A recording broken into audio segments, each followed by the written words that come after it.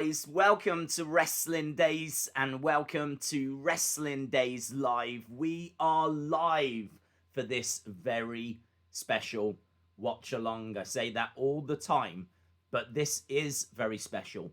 This is maybe the one show out of everything on the network that I want to watch the most. It only dawned on me the other day, I've never gone back and rewatched this show. I saw it at the time, but honestly, I can't recall going back onto the network and watching this show. I don't think I've done it. I've obviously seen like what happens. I don't want to say too much. I think people know. I mean, you can tell from behind me. So I've seen that bit, obviously, highlights.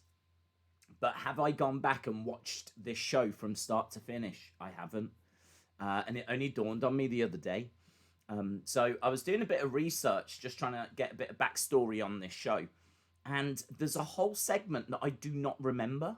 Apparently, there's a segment in here where they honor like big names in wrestling. They bring out the likes of Harley Race and Luthez and all of these big names in wrestling.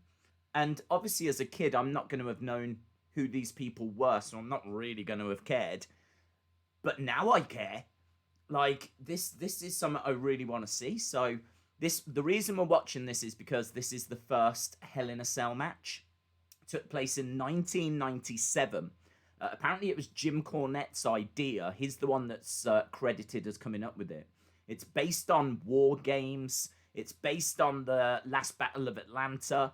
And it's basically a bigger cage with, obviously, you know, a roof on top. But those are the matches where it came from. This is the first time we see it.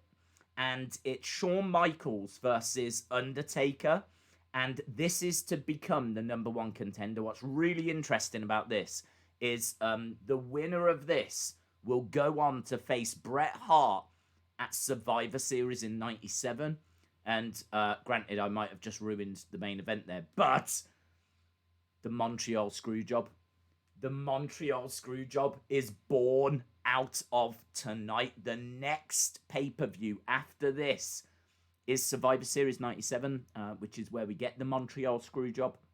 So this is a really important pay-per-view on its own, but what it leads to as well is one of the most important moments in the history of WWE. So, plus we get the debut of one of the biggest superstars in the history of WWE. Plus there's some big segments on here that I'd forgotten about, like that celebration of old school wrestling. Really looking forward to going back to that. There is another thing as well that we do need to just touch on. And I hope you're finding it, by the way, because we will get started very soon. This all takes place the same day that Brian Pillman passes away. Brian Pillman was meant to have a match on this show. It was meant to be Dude Love versus Brian Pillman, and he is found passed away. I think it was in his hotel room, and obviously, I'm having to try and recall. I can't even remember if they make the announcement on the show. They must have, but I can't recall it. So yeah, I've got some mental blocks about this show. I mean, if you want to talk about anything to do with the main event, I'm all over it because I've watched loads about it since. But going back 23 years now, trying to remember like who was on the undercard and, you know, the fact it was the same day that Brian Pillman had passed away. For some reason, it's not there. So this is what I'm saying. It's a big show. It leads to big things. And this is really, honestly, one of the, if not the top show that I would want to watch. So I'm really excited for this one.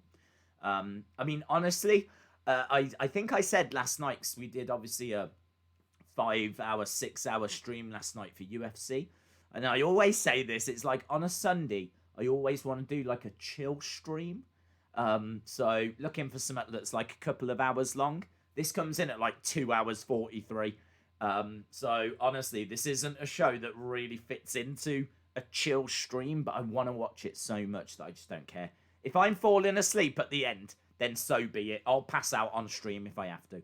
So yeah, I'm really, really looking forward to this. Shout out to everyone that is in the chat. I hope you are all well and finding the show. It's on the network. You need to search. We'll give it 5 minutes. Really want to just make sure that people have found their way in, found it on the network. If you search for Badd Blood, Bad with 2 Ds, Badd Blood, in your house, then it should bring it up. It's got Undertaker holding a severed head of Undertaker. No idea why. Why is he holding his own head? Not a clue. I've never had an answer to that. So that's the poster for it. And as we said, there was meant to be Brian Pillman taking on Dude Love. Obviously, that match doesn't happen. It actually gets replaced with 2 matches instead. We get a midget tag team match. Now, I don't think you're meant to use the word midget anymore. I'm only using that because that's how it was referred to back then. So you'll hear it said on the broadcast. But they bring that in instead. And I think there's a second match they bring in that wasn't originally going to be on the show. So, yeah, there's a couple of matches that kind of get substituted in instead of the Brian Pillman versus Mankind Dude Love match, sorry. So, yeah, there's a few little tweaks and changes here.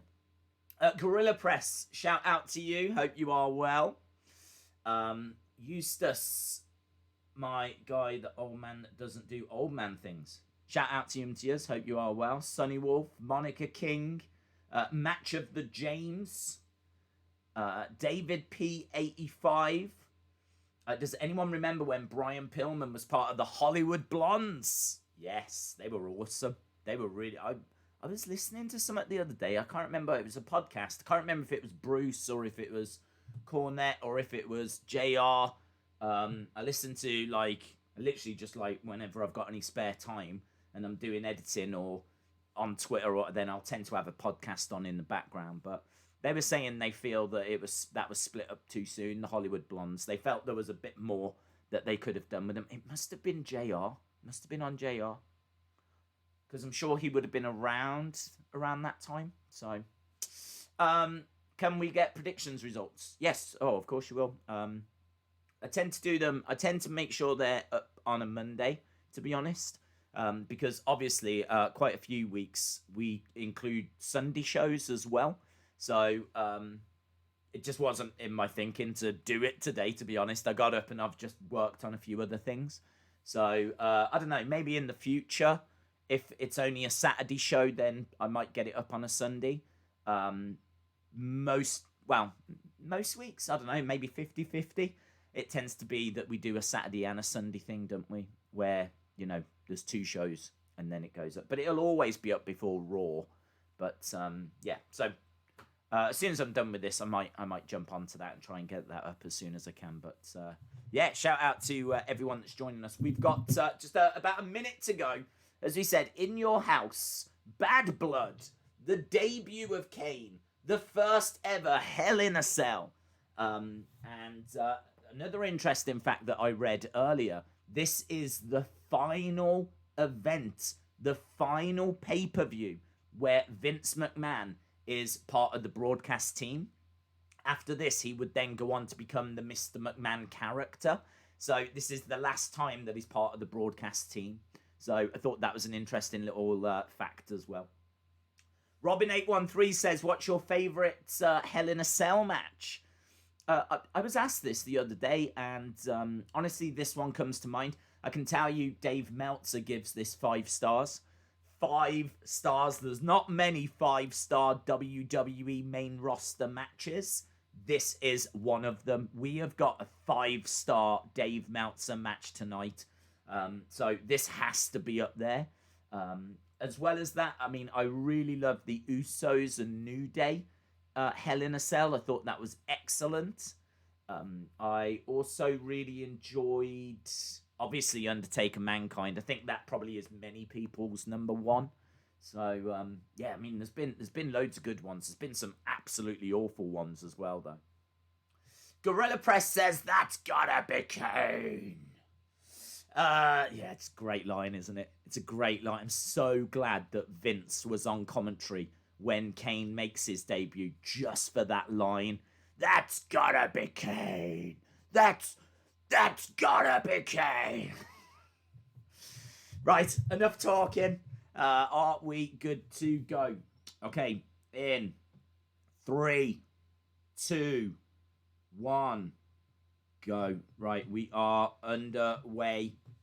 Always takes like a few seconds for it to catch up with the network, but it is up and running. There we go. Right, there's so much that I'm looking forward to seeing with this. As I said, there's a whole Legends segment that I'm really intrigued by. I know as well that we've got Nation of Domination. I mean, what a faction that was.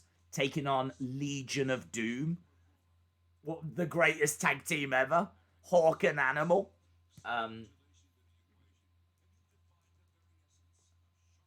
So we've got a great match there. Obviously, Bret Hart in action on this show as well. But it's all about that main event. It's all about that main event. And this came about because largely of SummerSlam. At SummerSlam, it was Undertaker versus Bret for the title. Shawn was the ref. Shawn got involved. And as a result of Shawn getting involved, it led to Undertaker Shawn. Fun show, says Miss Clown 1. It's going to be good, man. I'm looking forward to this. Anador, shout out to you, says LOD were my faves. Elijah says, in over 100 countries. Yeah, it's a great little open. I mean, at the moment, we've got Undertaker, Shawn Michaels, little video package. Just kind of showing us how we're building towards this. We're also looking at, there's Rick Rude. Tonight, there's no way in. It's a good little video package, that. Sponsored by PlayStation. Badd Blood. I wonder why they did put 2 Ds on bad. I wonder why they felt they needed to go that way. RJ Madma. Shout out to you, my friend. I'm good, thank you. What a rush. Yeah, we've got good shots of the crowd. Lots of signs. Lot of energy.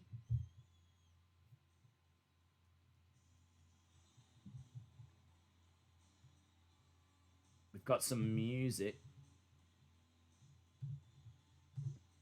This is coming from Missouri. Kiel Center. This has got, amazingly, 21,000 people in attendance. That is a crazy amount. Foam fingers. Nation of Domination starting us off.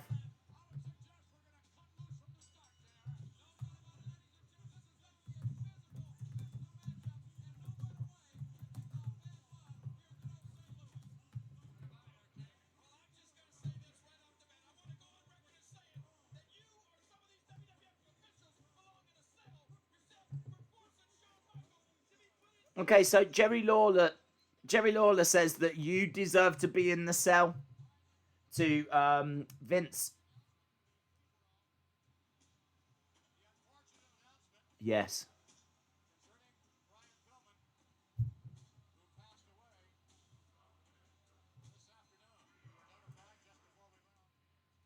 So Vince has just mentioned it. Vince has just said about Brian Pillman. That's what I was waiting for, to see if there was something said at the start.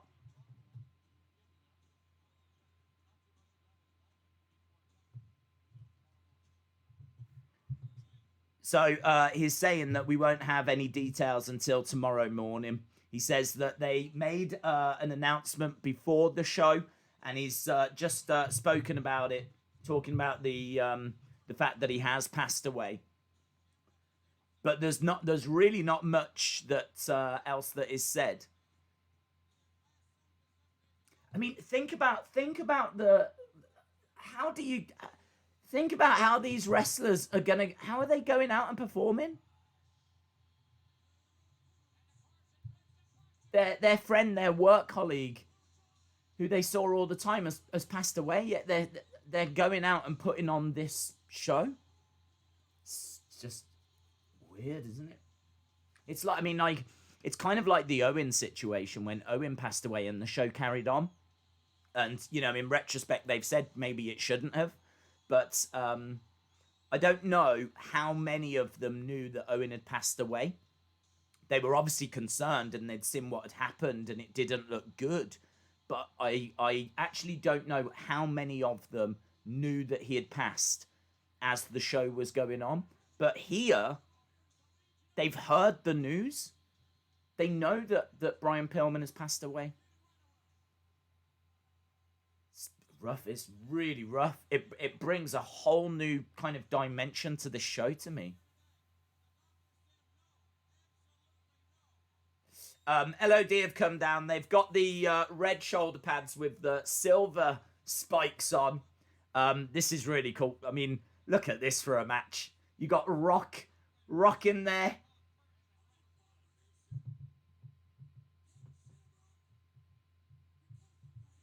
Gorilla Press says, fun fact, Stanley Alan Sherman, the creator of the Mankind mask, turned down the opportunity to create the Kane mask. That is a fun fact.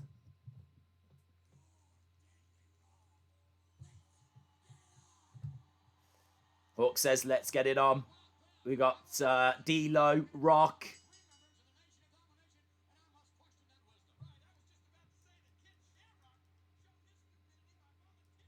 So it is going to be a handicap match. It's going to be 2 against 3. Legion of Doom have said, just bring it on. We don't care. So we are getting Hawk and Animal taking on D-Lo, Karma Mustafa, and The Rock. So handicap match. I think Ken Shamrock was meant to be a part of this, but he got injured. But Nation of Domination, so cool. So impressive. One of the best tag teams, says King Adams. Brilliant. Absolutely brilliant. Big loss. The fact that Animal passed away recently. I mean, like, the stories that he had and, you know, the matches that he was a part of. Just like this one here. I mean, look at this. Hawk and Animal. Look at this. The Rock in the ring with Hawk. I mean, The Rock in the ring with Animal now. He's just tagged him. Look at this. Just legends colliding. That's what we've got. Rocky sucks is the chant.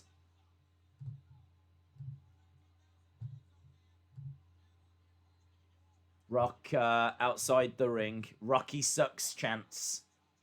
The crowd still weren't fans of Rock by this point. He had joined late '96, and obviously he had been Rocky Maivia.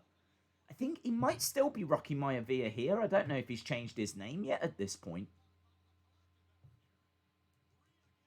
But yeah, Vince on commentary. Rock in the ring with Animal.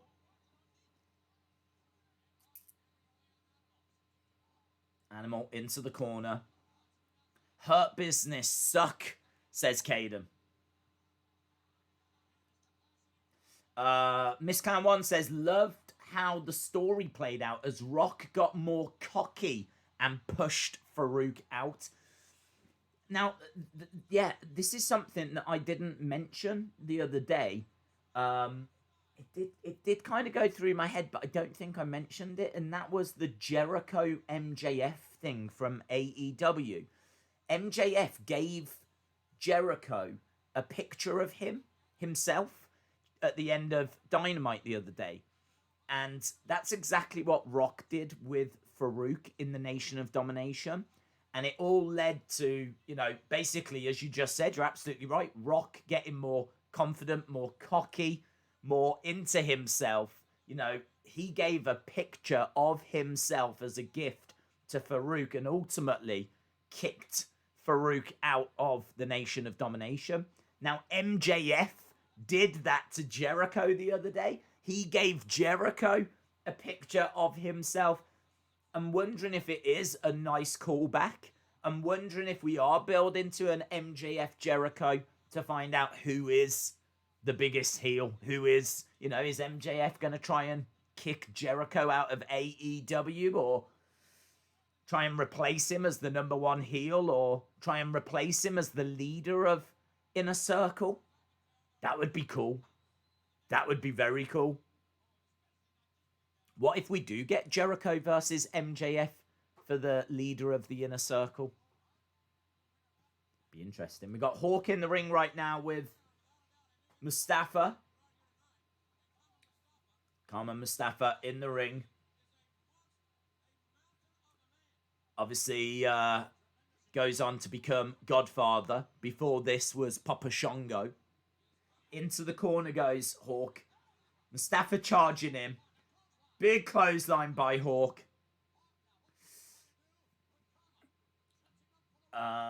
B Tazzy, shout out to you. Heydays, Hart's family sued WWE. Hart's family sued WWE. Are you referring to when Owen passed away?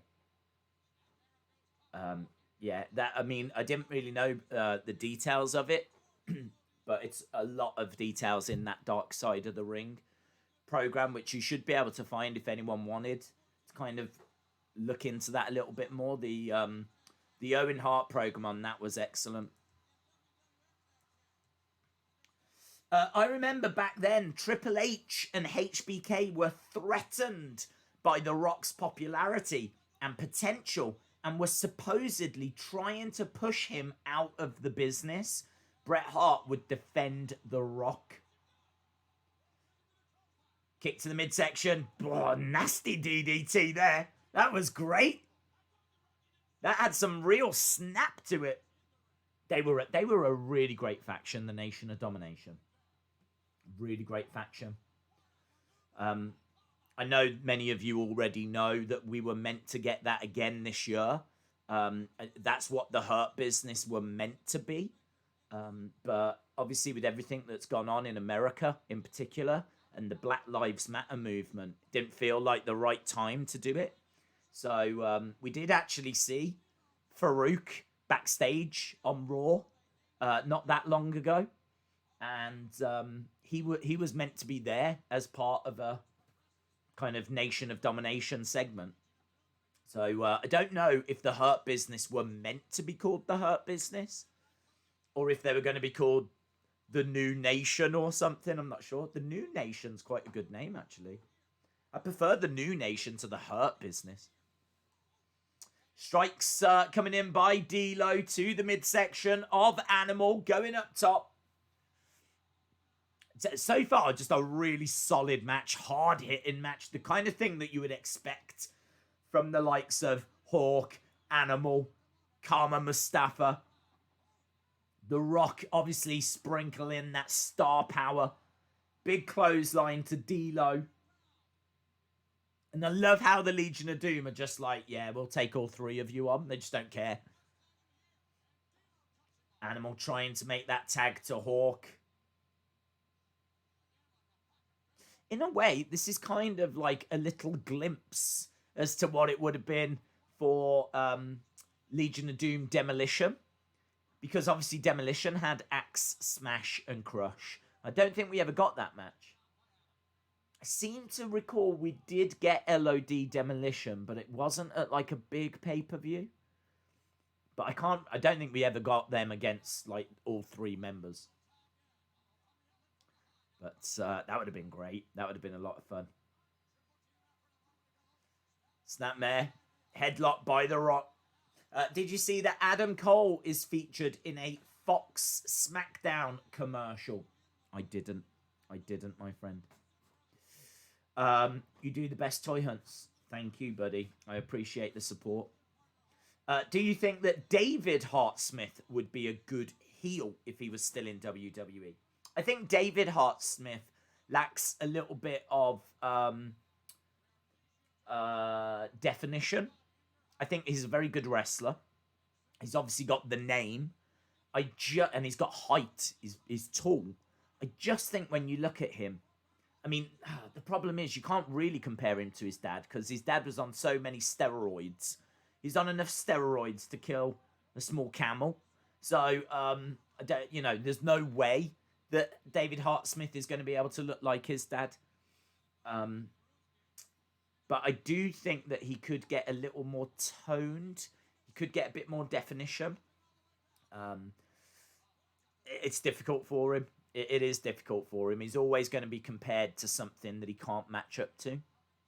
Because even just like the legacy of the Bulldog has grown as well. You know, what the Bulldog meant has grown. And then you've got his size and really difficult. I feel for him. But I mean, he would be someone that would be awesome to bring into NXT UK. No doubt about that. Nice tag team work by the Nation.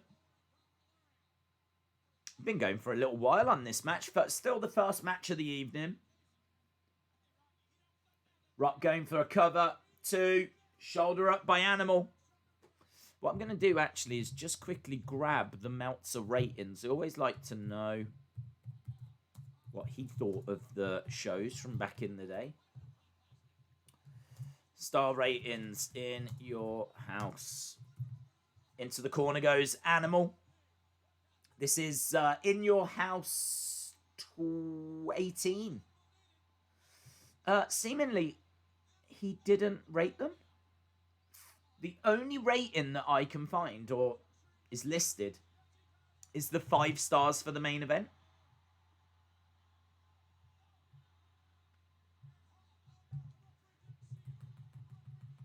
Animal being held down. Frog splash by D'Lo. The ref didn't see that triple team. 1, 2. Oh, and he still kicks out. He still kicks out. I thought that was the end. That's really cool. I love the fact he still managed to kick out. Yeah, no rating, just the main event. I think this is a decent match, though. I think this is a lot of fun. Farook name sounds like a squeeze, says David Hall. MVP said Hurt Business is WWE's version of Beatdown Clan. He and Lashley were in TNA, says Anthony. David Smith said he would really want to go to NXT UK, especially because Tyson Kidd is a producer over there. That's cool. I didn't hear that. Big boot by Animal trying to get over, make the tag to Hawk. He's down on his hands and knees, and he does tag in Hawk. Jumps over the top. Hawk in there with the Rock. Against the ropes goes the Rock. Big, ooh, little botchy. Kind of dropped the Rock down a little on his head, but still managed to get down safely.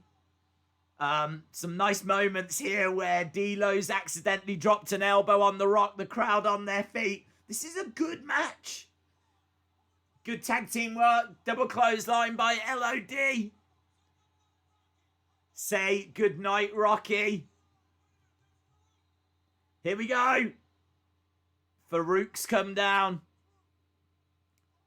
Farouk has provided the distraction. Hawk is alone in the ring. Rock bottom. Rock bottom. 1, 2, 3. Ah. They could have done that. It's good booking. It's good booking. Because LOD don't lose anything. LOD could have won that. They were on the verge of winning it. But the heel team get the victory. It makes you hate them. It makes you hate the Nation. Oh, can't believe I ever cheered for The Rock. There we go. LOD coming up short, but losing nothing as a result.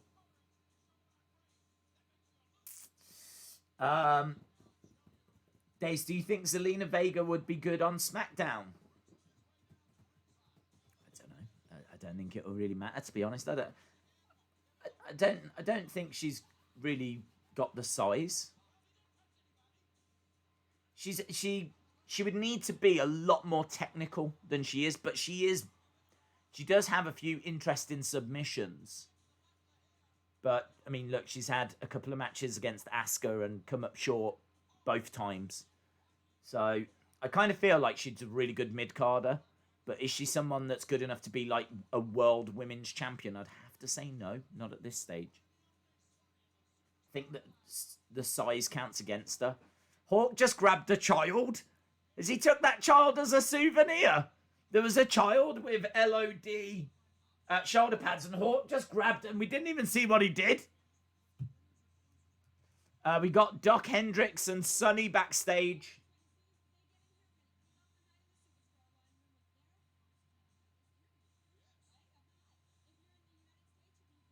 So backstage with Doc Hendricks and Sonny.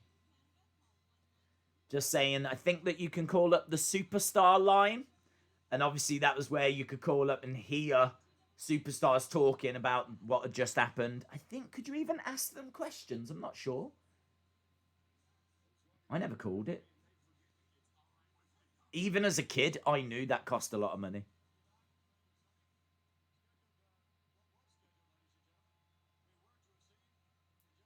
Yeah. The Brian Pillman thing being mentioned again here.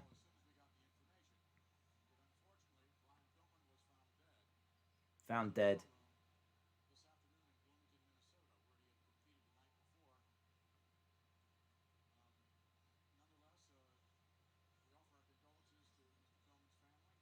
We offer our condolences to Pillman's family. Vince seems to be tearing up a little bit here.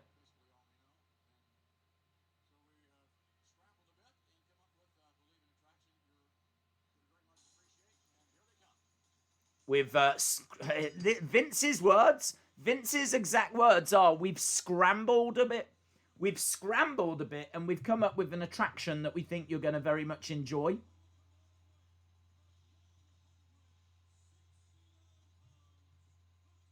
Well, here we go.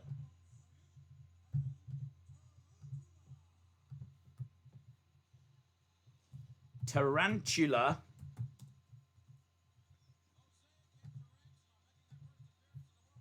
This is their debut appearance. Mosiac.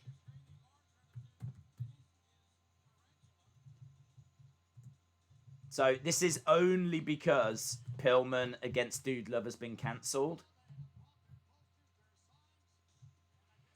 Max Mini and Nova is who they're facing.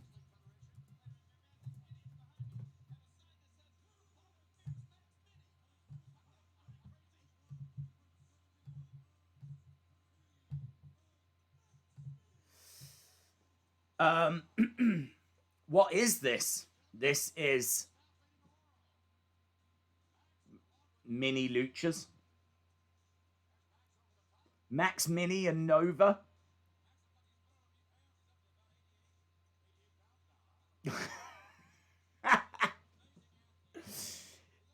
JR says, I think Max has put on a few pounds. He's up to about 88 now.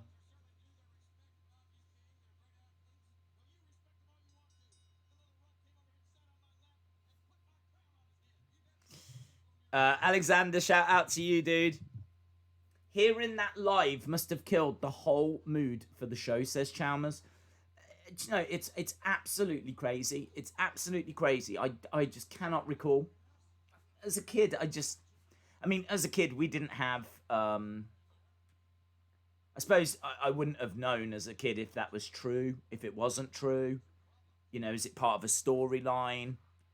I wouldn't have heard any gossip. I mean, it would literally just be me watching that show on my own. So I wouldn't have really been able to have understood it, if that makes sense. I mean, obviously now you know that it was true. And now obviously I've got a greater appreciation of Brian Pillman as well, because back then I wouldn't have seen loads of his stuff. I wasn't watching WCW, so I wouldn't have seen any of his WCW work. So to me, that could have just meant like, well, is this a story? Are they going to do something with it? I just didn't, for whatever reason, I cannot remember it resonating with me. I cannot remember it being something that I was like crying about or anything. In my mind, I think it was just, not that it didn't register, but that I think, okay, well, I'm not seeing him tonight kind of a thing. In my head, I think I must have thought it was a part of the story. But as a result, it really brings new perspective, as I said. I mean, all these matches you're seeing, people are wrestling knowing that their friend has passed away.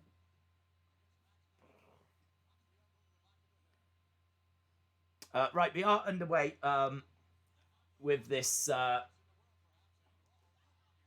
tag match. I've got no way of telling you who's who. I don't know. I honestly don't know who's who. They've got nice ring attire. The one that's in there now has got ring attire, little bit Macho Man-esque. If Macho Man wore a mask. All four of them are wearing masks. It is quite athletic. Nice little roll up. 2. Kick out. Looking for a powerbomb? No. Hurricanrana.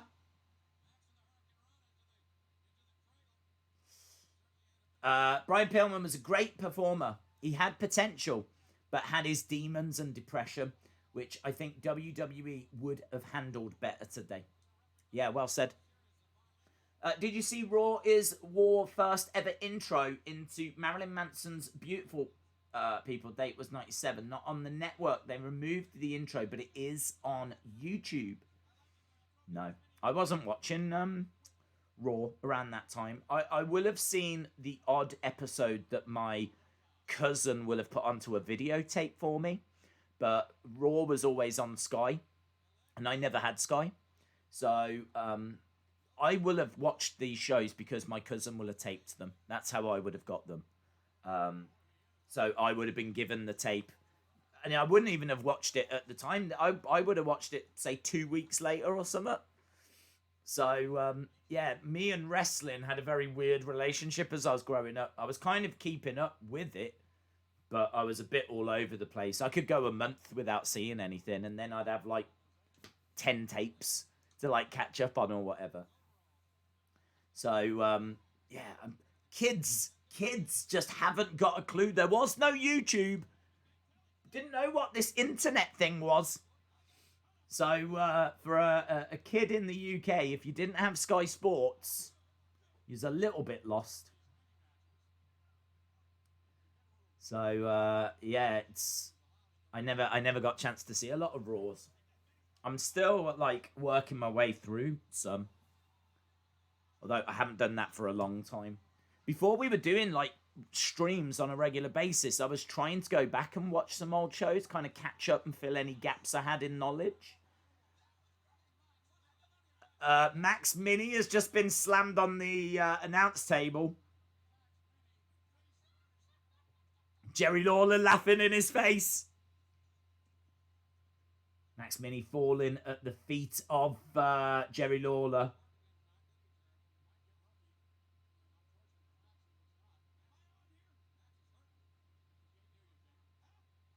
Max is hobbling away.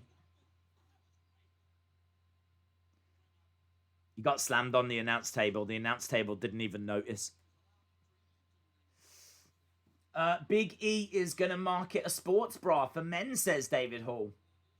Controversial opinion. Pillman was overrated. Certainly wasn't world title material, says James Bailey.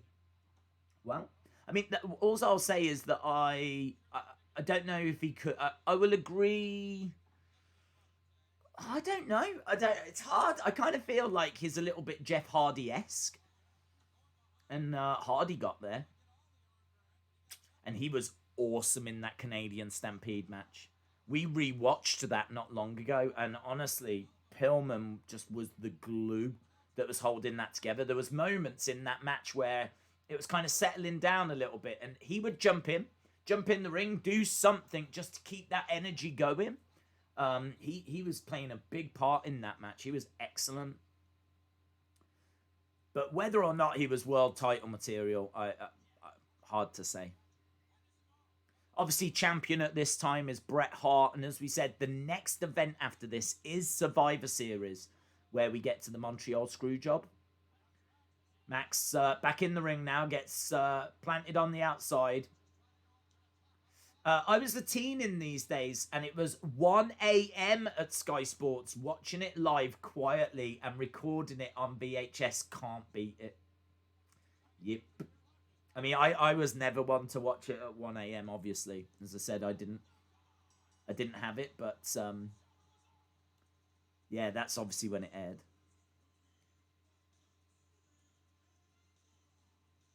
Max Mini and Nova pick up the win. Is that Tito? Tito Santana? Tito Santana, El Matador on the Spanish commentary table. Hello, we've got French Ray Rougeau. Ray Rougeau, Tito Santana. It's always cool when you see the old stars on the announce tables. Obviously, whenever they go to the Japanese announce tables these days, you see Funaki.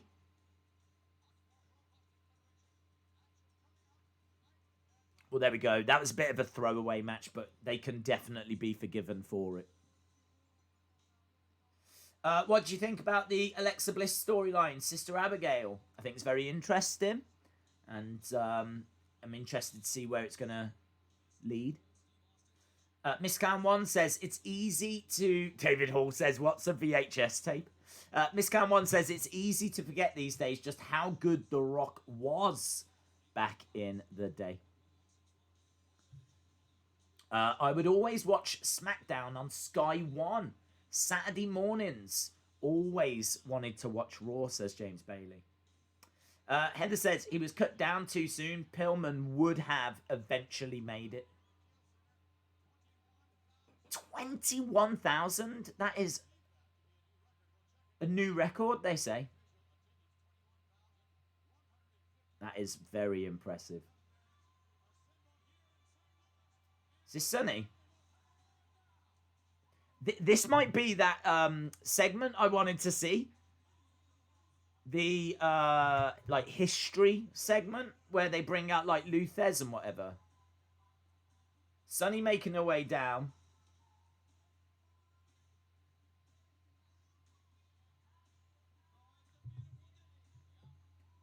Okay. I just saw an ad, Cage Fighter Worlds Collide. I had no idea there was a movie that contained Chuck Liddell and John Moxley. Yeah, it's quite new, I think.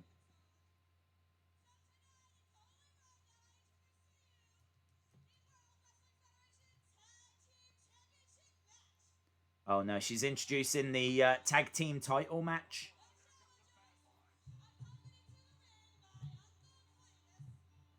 Okay, so this is the Godwinns taking on the Headbangers.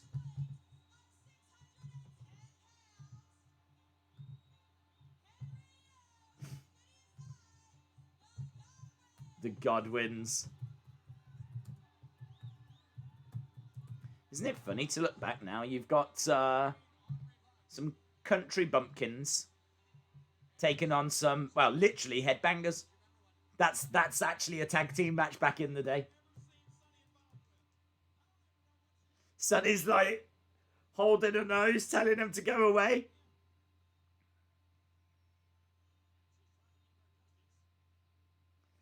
This is like the Wyatt family from back in the day, isn't it? Look at this. This is like the 97 Wyatt family. Here come Headbangers. The tag team champions at this point, the Headbangers. Mosh and Thrasher.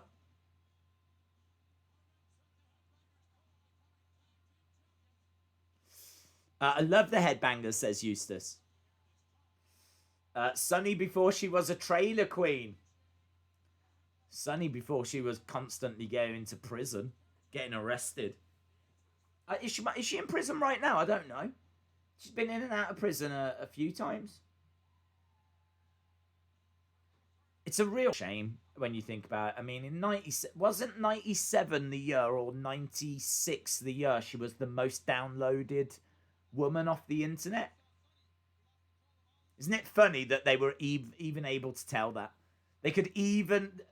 No idea these days who the most downloaded woman would be. But about 96, 97, it was Sunny. Right, Godwinns versus Headbangers.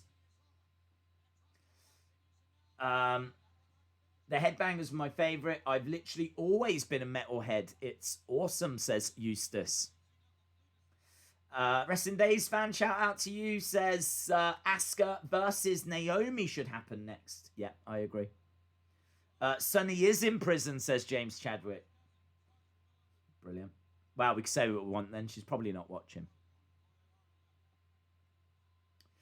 Days, what if Woods and Gable join Retribution? They were voicing the Hacker.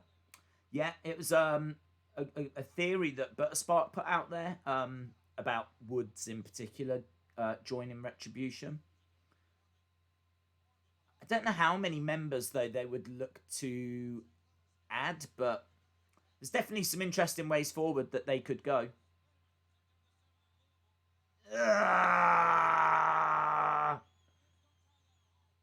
Just spit in the air and then caught it in his mouth. That is awful.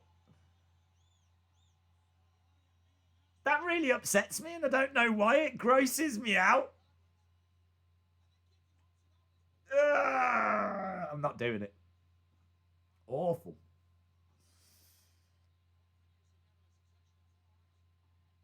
Into the corner. I mean, look, this is not going to be a technical masterpiece. I think we all know that. To the outside goes one of the Godwinns. I couldn't see which one. We've missed a chance not giving Sister Abigail character to live, because I think she'd suit the whole scary character better than Bliss. Yeah, maybe. I think that Alexa's acting, I've said it a couple of times, just seems a bit wooden at times. Like, she was backstage the other day, and she went over and she was like, "Let him in." Like, I'm sure you could have done that better. Do you know what I mean? I think her look's great. And I think the way that, you know, she's been just slowly adding elements, I think has been interesting. So I'm not like totally down on it or anything, but yeah, I think they definitely had an opportunity with Liv around the time where we all thought she was gonna come back as Sister Abigail, and she was tweeting out like all that cryptic stuff. I think you're probably right. I think that was a really good time to pull the trigger, but this is the way they've gone.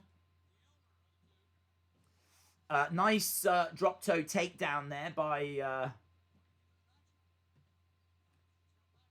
Thrasher.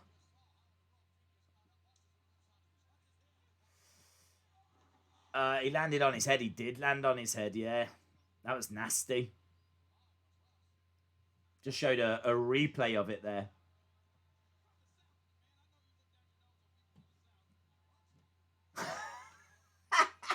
Jerry Lawler says, "I know you look down your nose at people from the South, McMahon." And he does. He hates wrestling.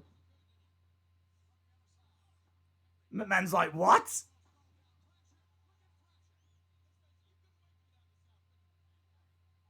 You couldn't wait to get out of the South. I'm loving this. Jerry the King Lawler just having a little dig at Vince. Days for you. Who's the best, Ricochet or Ospreay? I think pretty good Ricochet, says Tiago. It's really hard to say because, I mean, we just don't see anything from Ricochet these days. I mean, I think Ospreay right now, but Ospreay in his prime and Ricochet in his prime, you'd have to say very close. I mean, obviously there's that famous match, isn't there, that they had? Godwinns regroup him. See Wrestling says Bray can leave Alexa on SmackDown and find Liv on Raw. He could have a blonde on each show. Bray deserves it. Yeah, good shout. Maybe you could get one on NXT as well. Is there a blonde on NXT that he could... Candice? She's already the Poison Pixie. There we go. You could have Liv on one show, Candice on another, and Alexa on another. And JoJo at home. Lucky boy. What he should do then is like release a instructional video on relationships. How to get with girls by The Fiend. The Fiend presents Be Lucky in Love. That is a DVD that I would buy. That is definitely a DVD that I would buy. Dating tips with The Fiend. Brilliant. Slam down on to one of the Godwinns. Going for the cover. 2. Just a 2. Candice isn't blonde. She's got pink hair. I suppose she has. She has changed it, hasn't she? She's still a blonde at heart. I'm super disappointed about Ricochet staying on Raw. I can see him with an IC title. That's probably my only criticism from the draft picks on Friday. Days, there was 2 new masked people next to Ali on Raw commentary was talking about it. There was 2 new masked people next to Ali. What, on Friday? Okay. Maybe they are bringing some new people in. Perhaps that's where Mojo Rawley and Bo Dallas have gone. Right, we're still underway with this match. This match just... It's not brilliant. It's not as bad as I was expecting, but it's still not brilliant. And you can actually see the cell above dangling. Just got a shot into the heavens. The Rock has popularity and he had a lot of WWE title reigns. Gable said on Twitter he's a free agent. I remember there were wrestling hotlines you could call for $4.99 a minute. Bargain. And that was our dirt sheets back then. Dave, you should do a how to get girls video. I could do that, mate. Yeah, you're right. I know everything. Tip number 1. Buy a big net. That's the easiest way of catching them. Big kick on the outside. We've just got black railings around the outside. Black ring mats. Ring ropes are all red. Clothesline on the outside by Cletus.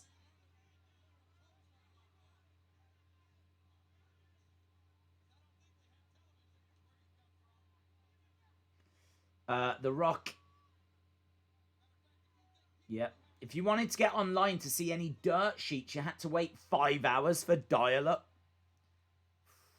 Honestly, I didn't think I even had it in '97. I don't think we even had a computer. We might have just got one.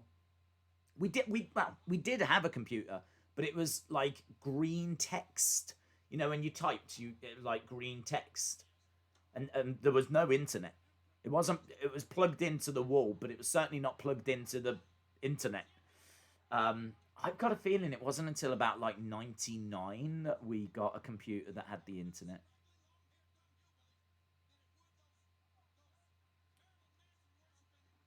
Up over the top. Referee's distracted. 1, 2. Kick out. Definitely want this to finish now. Days, I was listening to Steve Austin's Disturbed song, and this turned on. Thrasher gets power slammed down. Picked up. Oh, face first.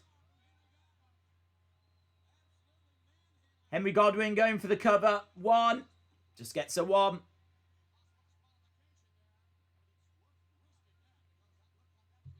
Is the timer off? Maybe about 5 seconds or something, but it's there or thereabouts. Dave's Euroshop are selling mini replicas. Yes, I did see this. I got someone, can't remember who it was, but someone sent me an image. You can get mini replicas. You are right, Miss Clown One. Thank you for reminding me. You can get mini replicas of the statues that get shown. I wondered what this year's statue would have been.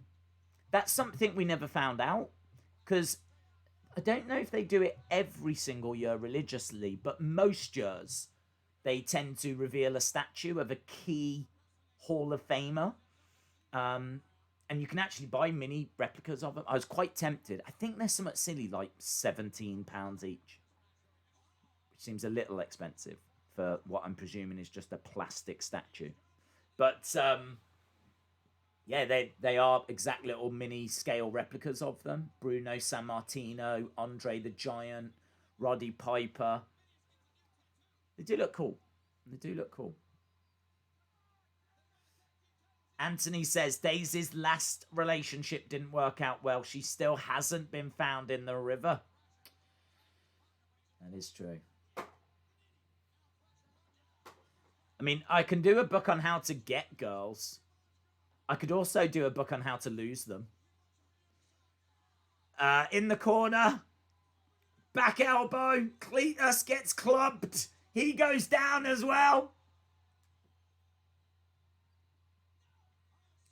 Scoop slam. Headbangers working together. Power bombed on top. 1, 2. Oh, God, please end. I just want this match to end. How long does it run for? It runs for 12 minutes. You see, what's crazy is that first match, Nation of Domination, Legion of Doom, that was 12 minutes, but it didn't feel like it. This one has felt like it. It has finished now. We've got new champions. The Godwinns victorious.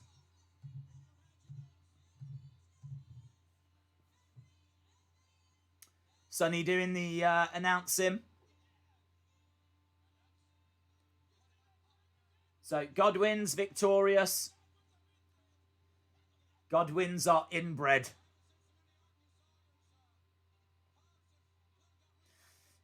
Days, you've got to tell Glenda's story, the rise and fall of Glenda and Days.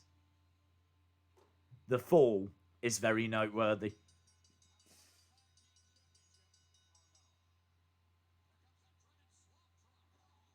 The slop drop. Cletus, so both the Headbangers are down in the ring, and the Godwinns stomping and kicking away. They've already won the titles.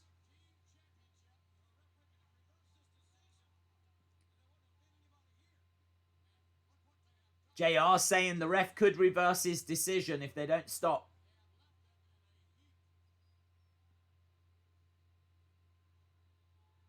I've never understood that. I've never understood the reversing of a decision after a match.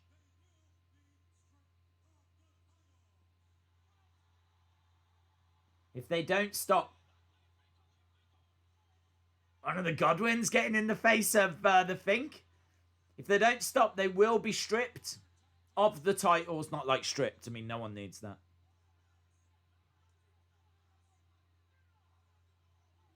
They're having a go at everyone.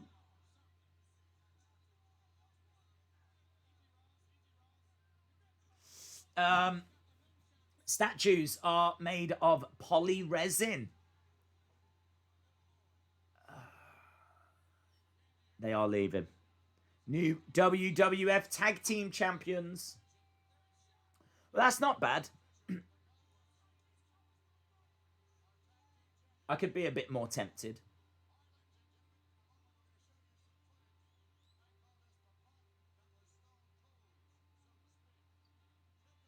What are we watching? We're seeing some footage now. Stone Cold. Stone Cold vignette.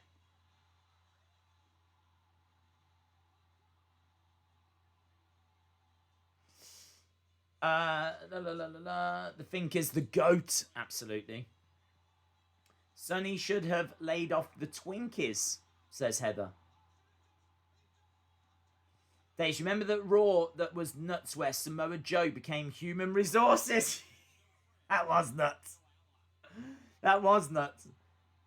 They found some footage and they were like, we've got to get this to Samoa Joe. Yeah, that was very strange. Wasn't that when it turned out that Zelina had actually poisoned the Street Profits?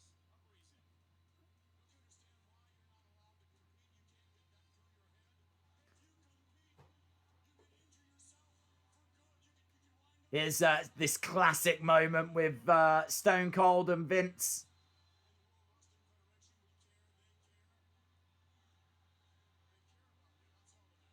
They care about you. Boom. Stunner. Man, that stunner. That stunner. How much money did that stunner make? That stunner right there. And Stone Cold gets arrested after with Vince down.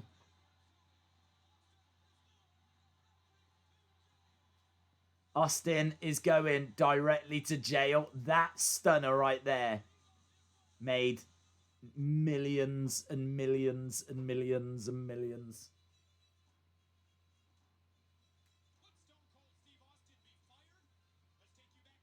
Would Stone Cold be fired?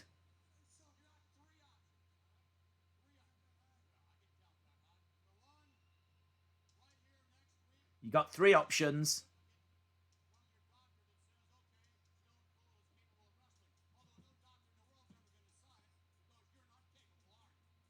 So good. This is it. This is it. We're seeing the beginning of Austin McMahon.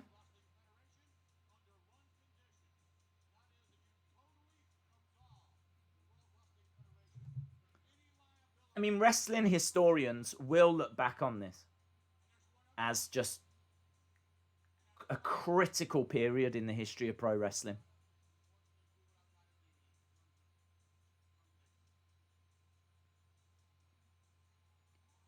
He's talking about contract termination, and there's Michael Cole. Look at him. Looks like Sonic the Hedgehog. Flipping now. Paint in blue. Here's Owen. Owen 316.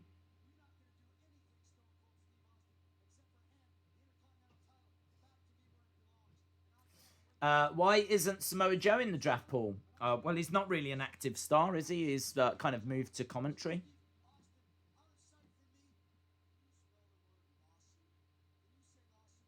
Can you say lawsuit?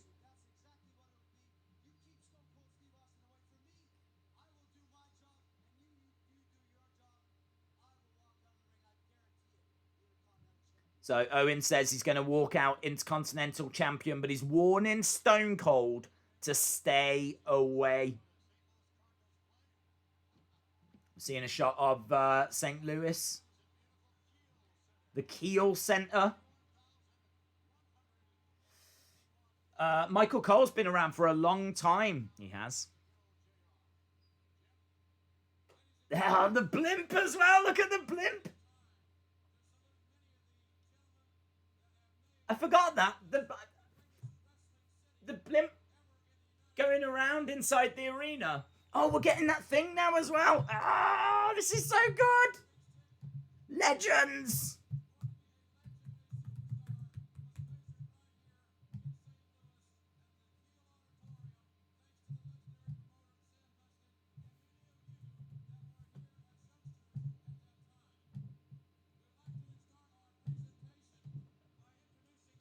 Here we go.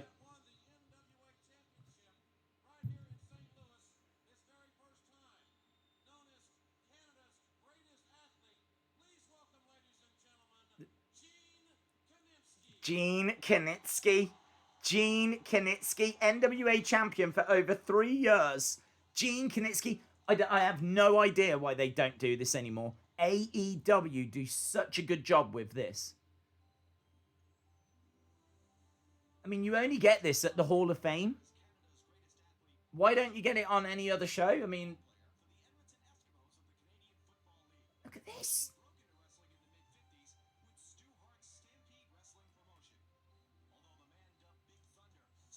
Big Thunder. You're going to see in a minute, you're going to see Lou Thesz. Now, if you're going to do a wrestling Mount Rushmore, there's a real argument that you put Lou Thesz on it. Lou Thesz, I think, held the NWA Championship for 7 years, multiple times, and is regarded as, came up with like loads of moves, invented loads of moves, and he is someone that you would put on there with the likes of Flair. So Lou Thesz might be the biggest name you're about to see. But Gene Knitsky, this is really cool. The greatest scientific wrestler, Jack Briscoe.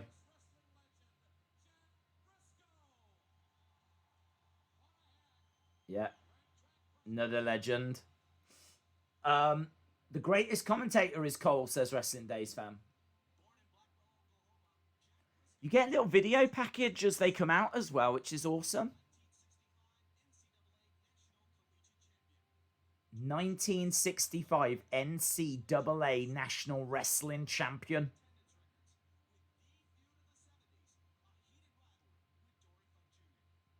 I think we're going to see Dory Funk Jr. in a second.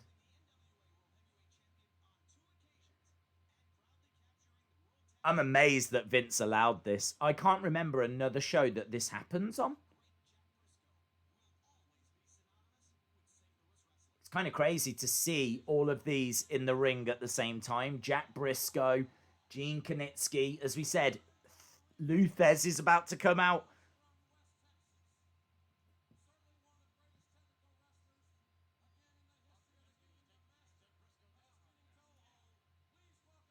Bit weird seeing Sonny in the ring, though. Dory Funk Jr. held the NWA title for over 4 years.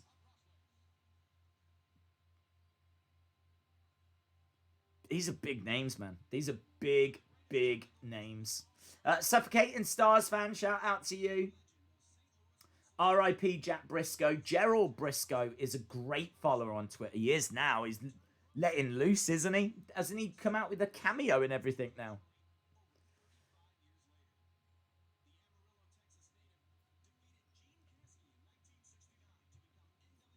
So Dory beat Gene Knitsky to become the champion. The first Texan and the second youngest wrestler ever to win heavyweight championship at the time.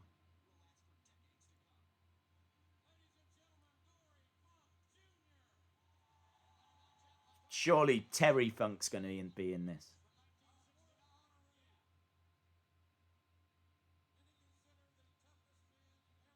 Terry Funk.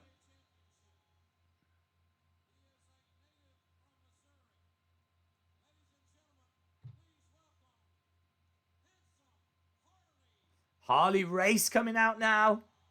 Harley Race, 8-time, 7-time NWA champ. I thought it was 8-time. Is it 7 or 8? Let me have a look. I'm looking into this. Harley Race.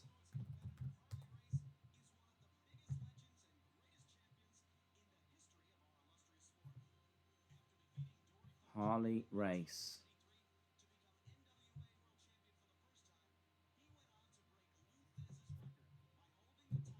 National, no. 9-time world champion, having won the once 8-time NWA World Champion. 8-time, not 7. How do these people think they are? How? That's a typo. 8-time.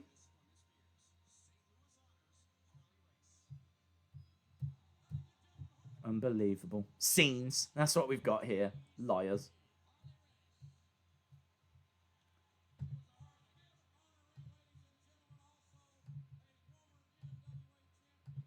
Who's next? Yeah, Terry Funk now. Terry Funk.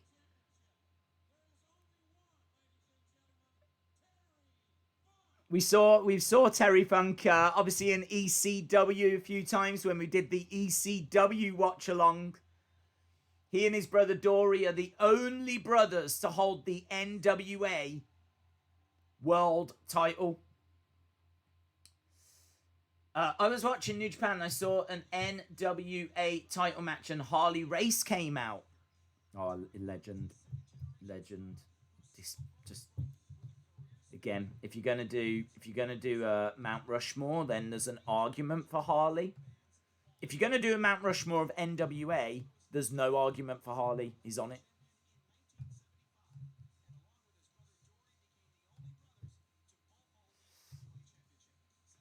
But as I said, I mean, look at these legends they're bringing out. We've still not got to Luthez yet. Harley Race was a genuine tough guy. Arn Anderson once said he broke a guy's hand with a handshake after settling an argument, says David P85. I never heard that story. That's awesome.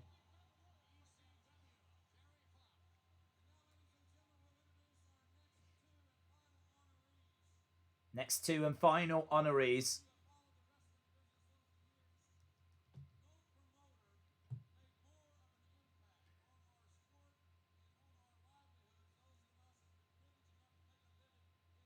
So JR says no promoter has made more of an impact.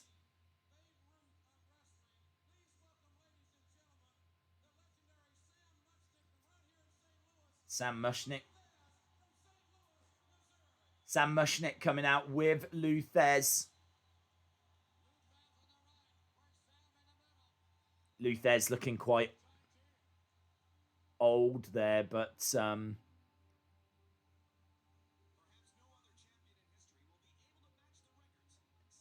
his I think he is on my Mount Rushmore. Luthez.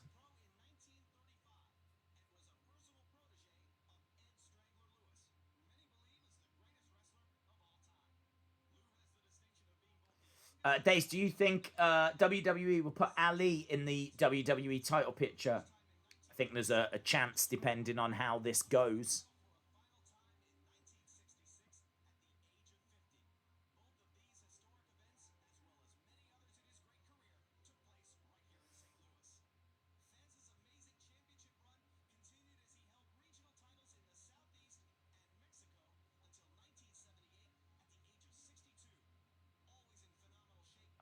I'm loving just listening to the video package.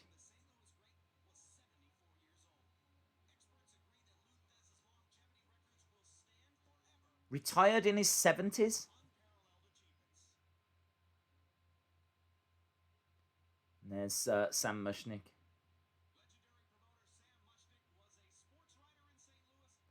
If I could order McDonald's in, I wouldn't mind, says Happy Pug Queen. Do you have any interest in collecting the Mattel figures anymore? I mean, I do. To be honest, when I started collecting, my interest was getting the belts.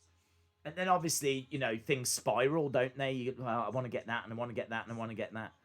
But with lockdown and everything and not being able to do toy hunts, it's just not been an option. I mean, I could easily order offline, but I part of the pleasure for me has always been finding in the shops the figures and doing toy hunts and things like that. I mean, there's some that I have to order because, you know, they're not in the shops. But I very much want to kind of share the journey on the channel. And there's not really much to... I don't get much joy. I don't get the same buzz by ordering online.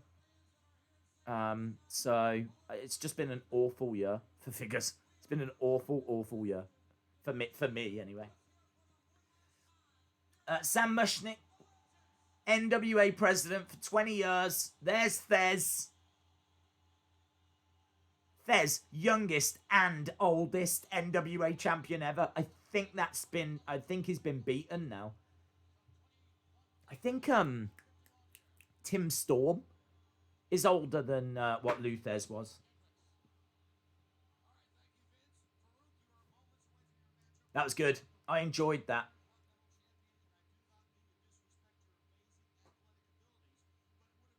We've got Doc Hendricks backstage with the Nation.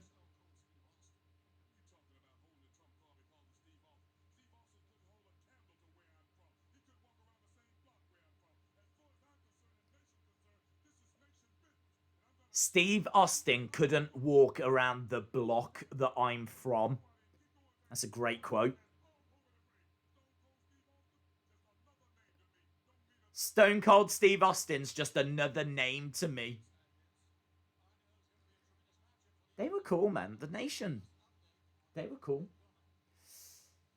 Days Chad Gable has changed his Twitter banner to the NXT logo and he wasn't drafted. That'll get people talking.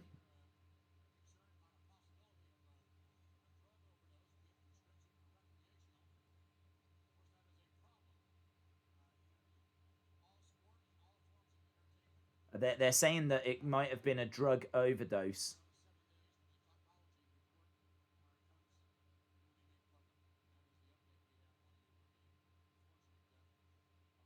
This isn't too many years after the steroid trial, so I'd imagine that Vince is obviously upset at losing one of his wrestlers and someone he knows very well, but probably a little bit concerned as well. If it is a drug overdose, you know, what that's going to lead to in investigations and things like that. He's got to be thinking about that at that time as well.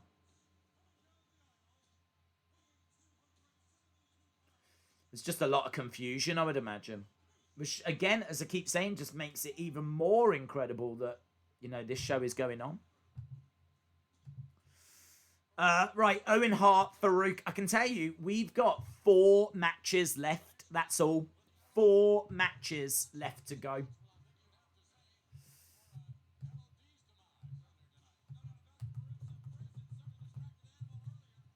Faarooq versus Owen Hart.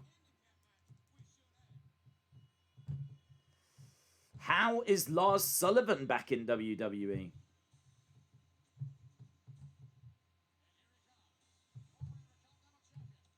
Hate Owen's music here.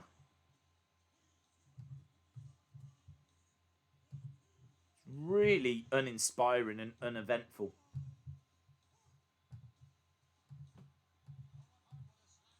Horrible music. It's just like drums and it's got a little bit of a screeching noise and horrible. Days, what do you think to this cool idea WWE could have gone with instead of giving us another Drew Randy match? Christian is drafted to Raw as an active superstar and fights McIntyre at Hell in a Cell.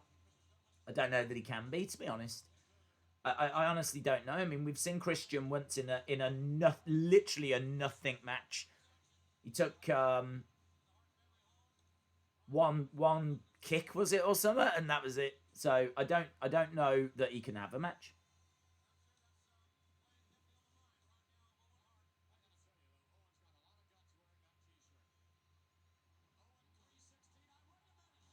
Owen 316, I just broke your neck. Because obviously this isn't long after what happened at SummerSlam.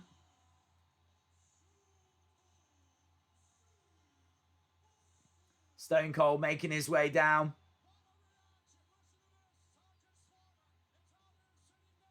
It's a good reaction for him. It's a good reaction. It's not quite as intense as what it would go on to become.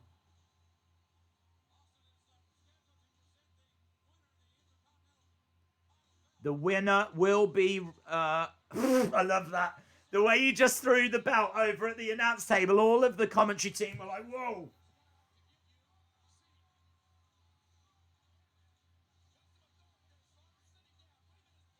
Sergeant Slaughter having a word with Stone Cold.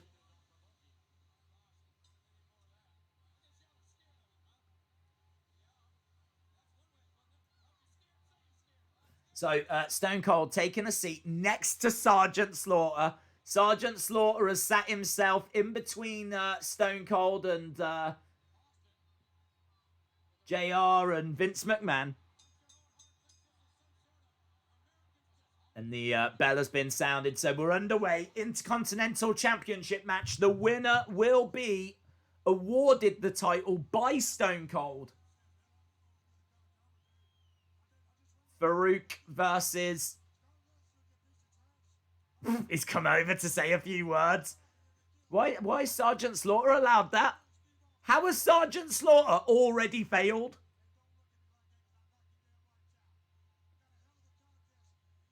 He's taken the headpiece off of Vince McMahon. You can't hear what I'm saying, but I'll never be just another name. You're a piece of trash.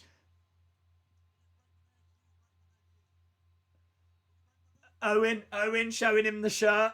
Owen 316. I just broke your neck.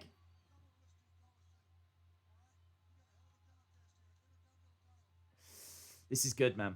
This is good. I like The Undertaker and Kane, Ken Shamrock and The Rock, says Yuri Butler. Owen sucks is the chant from the crowd. And Owens. Vince has managed to get his headset back.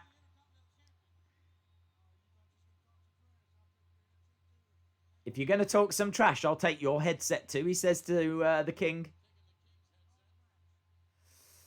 Wrestling is my religion, says Austin 316. Caramel Coily, shout out to you. This is good, man. There's been a few moments in this show. I mean, I thought the opening match was excellent. I thought Headbangers Godwinns lost me. I really enjoyed the Legends thing, but I would.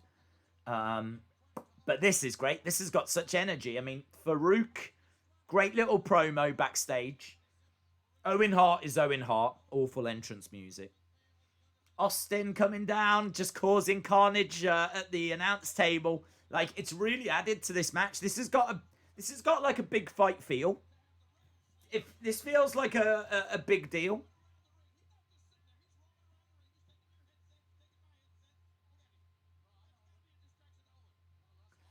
Jerry Lawler says, look at Stone Cold. This has got to be a distraction to Owen. Stone Cold's on a walkie-talkie now. As we said, there's 3 matches to come after this. So still to come, we have Bret Hart and the Bulldog taking on the Patriot and Vader. We've got an 8-man tag match with the Disciples of Apocalypse in action. And we've also got, obviously, the main event. The very first ever reason why we're doing this. Hell in a Cell match. Worth mentioning as well that this is actually the final of a Intercontinental Championship tournament. So it was Dude Love versus Brian Pillman. Brian Pillman won. Owen Hart versus Goldust. Owen Hart won. So that set up a semi-final of Owen Hart versus Brian Pillman. And Owen Hart won. So that's how he got to the final. So Owen beat Goldust and beat Brian Pillman. We had Farouk versus Ken Shamrock. Farouk won. Ahmed Johnson beat Rocky Maivia. So Ahmed Johnson won. And then Farouk beat Ahmed Johnson. That's how he got here. So Farouk beat Ken Shamrock and Ahmed Johnson. So it was a tournament.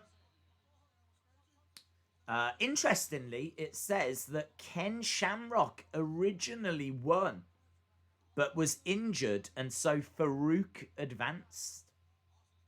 So looks like it was meant to be Ken Shamrock that went forward to take on Ahmed Johnson, but Faarooq advanced, and he managed to make his way to the final.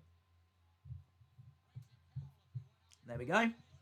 Interesting stuff. Right, Owen stomping away on Faarooq in the corner. Stone Cold's come back over to one of the foreign announce tables.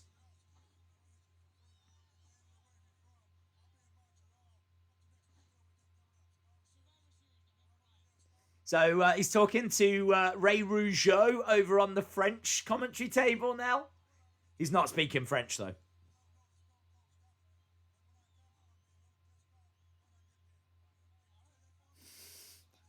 Tell them that Stone Cold is coming and he's going to be a bit peeved off when he gets there. He's just got free will, hasn't he? They're just saying do what you want, basically. And he is out there causing carnage. I think Vince must have said that. Go out, cause a bit of carnage at the ringside area. And that's exactly what he's doing. It's brilliant. Faarooq in control at the moment. Biruk says, Days, is the next Wrestling Escape Pod going to be a Q&A? If so, do we ask questions on Wrestling Escape Pod? No. Next Wrestling Escape Pod is Tuesday, 7 Eastern, midnight here in the UK, and it's on the Wrestling Escape Pod channel.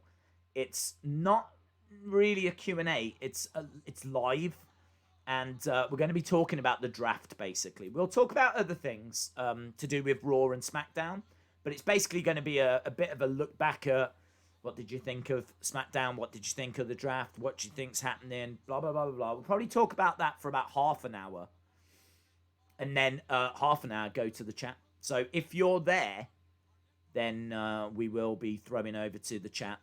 So huge. I'm really hoping that works and we have a lot of fun and people enjoy it, because I just kind of think that... after SmackDown, once you've seen some amazing, I think people want to be talking about SmackDown. So going over to Wrestling Escape Pod, I'm in the chat. There tends to be a lot of talk about what we've just seen. So I just don't know that the current setup I don't know if it works as well as it could. So moving to a Tuesday, that way we can talk about SmackDown and Raw that we've seen over the weekend, and it's going to be live, and it's going to be, a lot of fun. Boom! Stone Cold smashing Faarooq in the head with the belt. Faarooq goes down. Owen has won. So Austin has chucked the belt into the ring. Jerry Lawler says, I don't get it. Why has Stone Cold just helped Austin win the title? What is going on in Austin's head?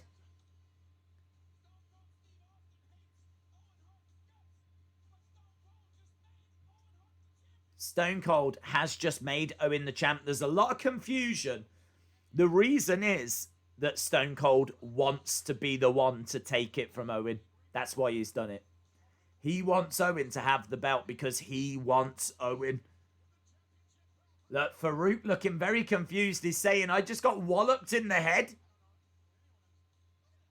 Boom by Stone Cold. But yeah, it's because Stone Cold wants to be the one to win it from Owen. Jim the Anvil's down with Owen. Owen's got the IC belt. I got this by myself.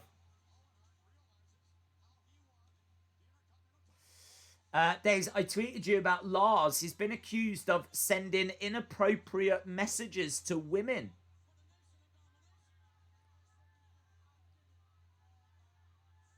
Owen again repeating, I did it all by myself. Well, I mean, like, I don't know what's happening with Lars. I don't know how long ago that was, or if that's a recent thing. You would hope that he's learned, changed his ways. I mean, he tweeted out some and sent messages out that were very, very inappropriate.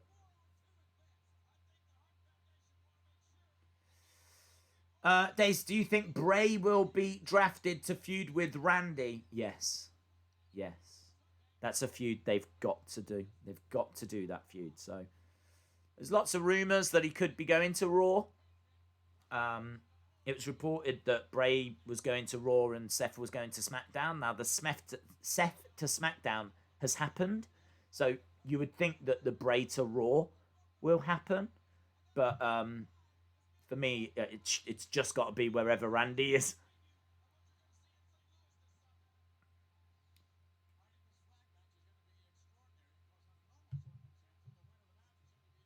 Flag match coming up in a bit.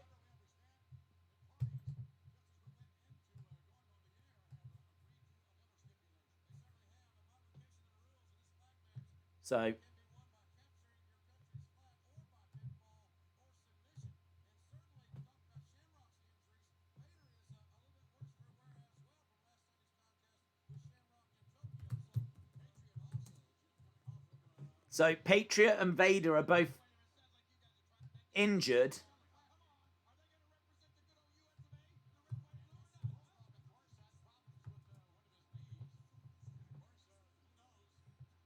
Okay, they were just announcing there's been a slight change to the flag match, but they didn't announce what it was. But anyway, we've got the Disciples of Apocalypse.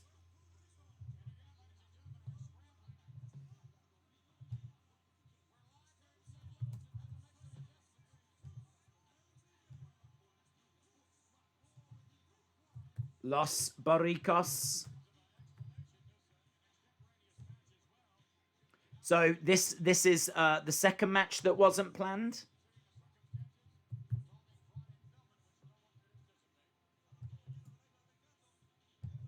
So Disciples of Apocalypse versus Los Boricuas. Unplanned match. So in DOA, we've got 8-Ball, Chainz, Crush, and Skull.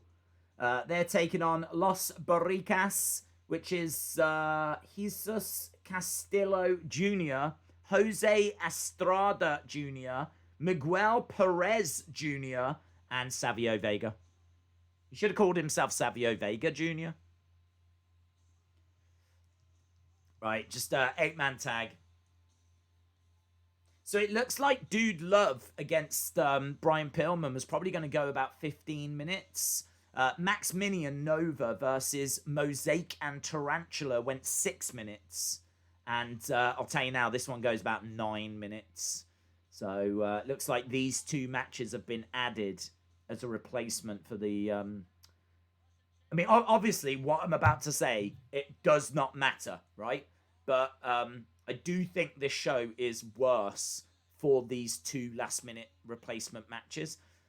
It would have been a lot better if it was Pillman, Dude Love. As I just said, of course it doesn't matter. A man has passed away. I wonder if they could have just left it off altogether, though. I wonder if they could have just done Nation of Domination, Godwinns versus Headbangers, Owen versus Faarooq, Bret Hart, British Bulldog versus Patriot and Vader, and then the main event. I mean, does it really matter if you cut 15 minutes out? The thing is, though, at this time, I think they're charging a bit more for In Your House. I think when In Your House started, it was like 2 hours long, but it was really cheap.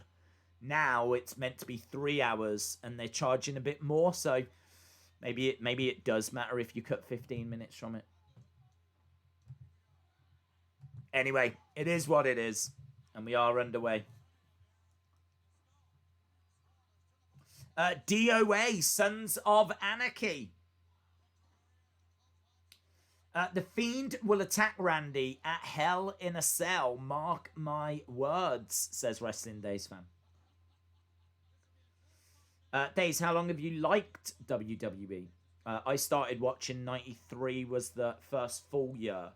It was a really good year to start watching, actually, because it was obviously the beginning of Raw. And so I've got a lot of affection for like WrestleMania 9, even though most people regard it to be one of the worst ever WrestleManias, which I can definitely see and understand. But I've got a soft spot for it because it was the first Mania I can't remember if it was the first Mania I saw or if WrestleMania 5 was the first that I saw. Because WrestleMania 5 was the first videotape that I got. Wrestling videotape. Got it from a car boot. So I can't remember which one came first. My guess is I probably saw 9 first. I know for a fact the first event I ever saw was Survivor Series 92. It's crazy that I got into it just after SummerSlam 92. They came over to the UK, held one of the biggest shows in the UK ever, SummerSlam 92 at Wembley. And I didn't have a clue. Not a clue. Never saw any promotion for it. Completely passed me by. I didn't even know it was a thing. None of my friends were talking about it. Just wasn't a thing at all. If it weren't for my cousin, I still might never have heard of wrestling.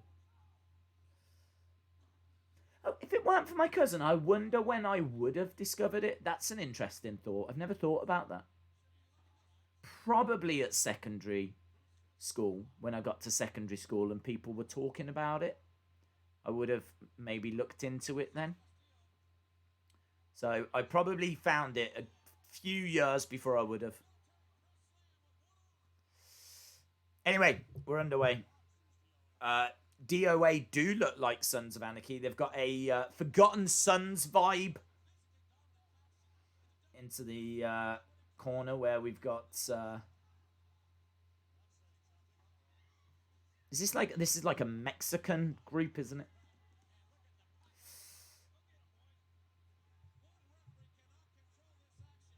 Days, Austin Theory or MJF?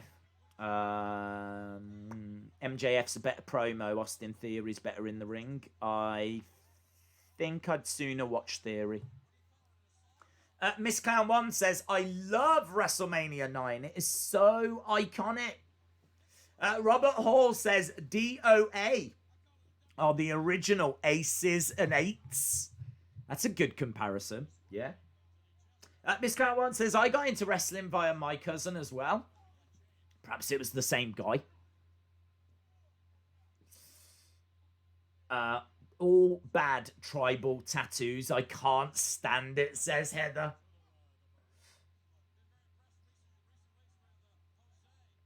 Right, over into the corner. Is that Skull?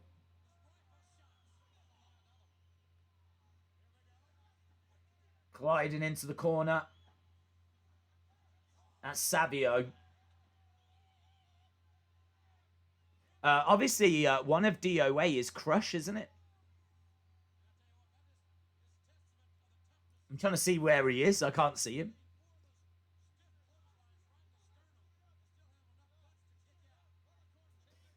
I hurt the Hurt Business, says Caden. If they're the Hurt Business, who's the heel business? Good question.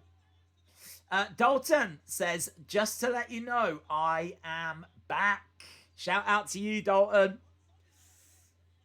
Just so you know, Dalton, we are 2 matches from the end, but they are 2 great matches. Bret Hart and the British Bulldog in a tag team, taking on Vader and the Patriot. That's a flag match. So you win that by being the first team to grab your country's flag. There was quite a bit of that going on at the time, wasn't there? I mean, obviously this is not too far past Canadian Stampede. And obviously we're full effect here with the Hart Foundation and everything. So there was quite a few factions around at this time, wasn't there, looking at it?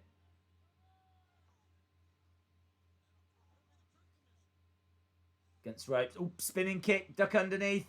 Big crossbody. And then, of course, our main event. The 5-star Hell in a Cell match. Winner becomes the #1 contender for the WWF World Heavyweight Championship. Goes on to face Bret the Hitman Hart at Survivor Series in what would be known as the Montreal Screwjob.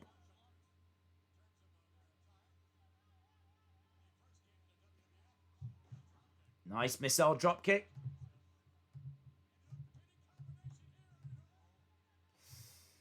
Austin needs no chill. He can love who he loves.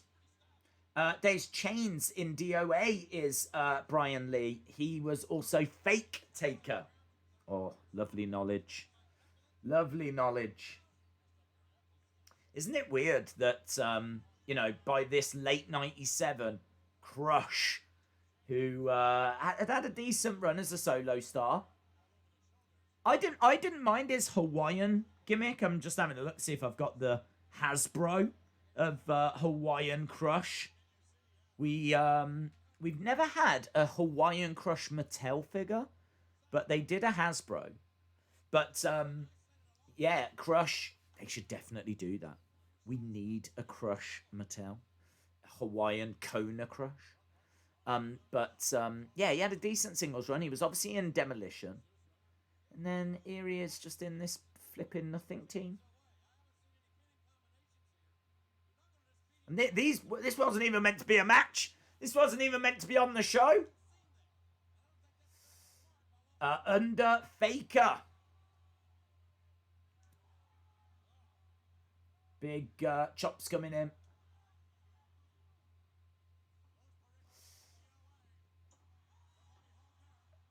Crush's Hawaiian mullet persona.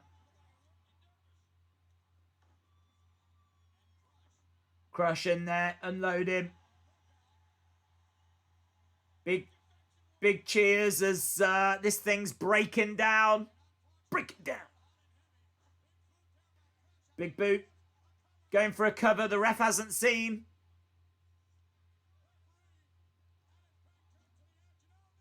DDT. Crush is pinned too. No, shoulder up.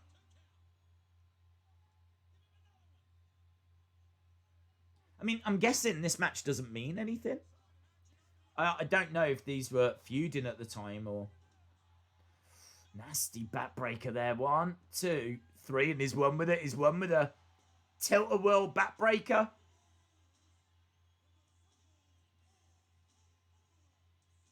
I mean, he looks all right in this group, actually. He looks all right. It's kind of group that Luke Gallows would be in. If they were around today, Luke Gallows would be in this group.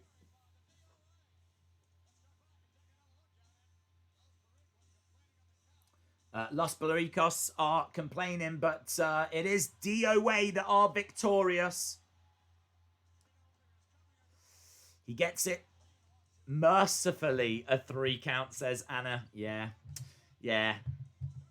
Such a shame, man. I really feel like this was gonna... would have been like a really great show.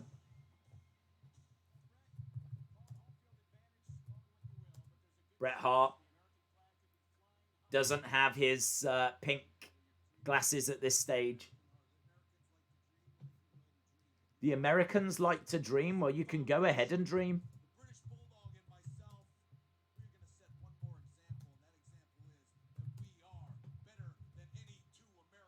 We are better than any 2 Americans. Yeah. That's right.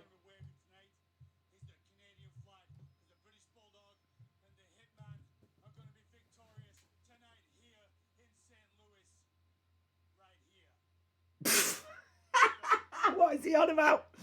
We're going to be victorious right here in St. Louis. Right here. That is classic Bulldog promo. He was never a good talker, the Bulldog.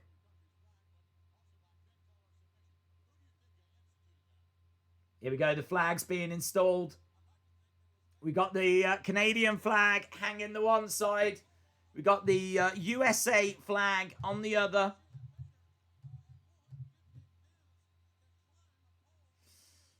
Days Crush, Brian Adams, who was Chronic tag team in WCW. Lovely knowledge. Here comes the Hitman.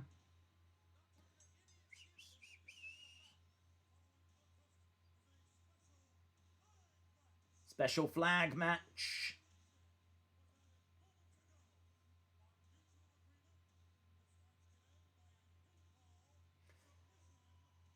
So this match can now also end via pinfall or submission. That was the change.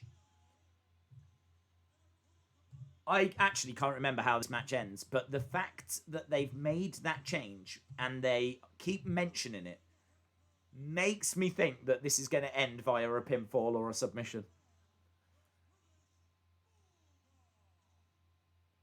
Bret coming down with a big Canadian flag. They've already got one. There's already one up there. It's kind of interesting, isn't it, seeing this setup? You don't see flag matches these days. I seem to recall maybe Rusev and Cena doing one.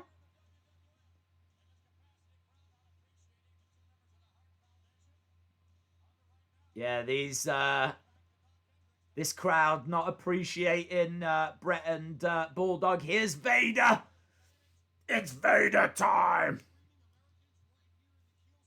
Vader and the Patriot. I loved Vader.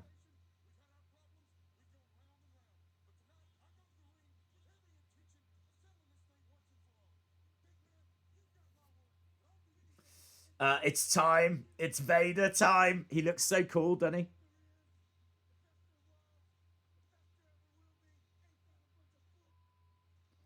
The best there is, the best there was, the best there ever will be. Isn't that a load of bull? Beep.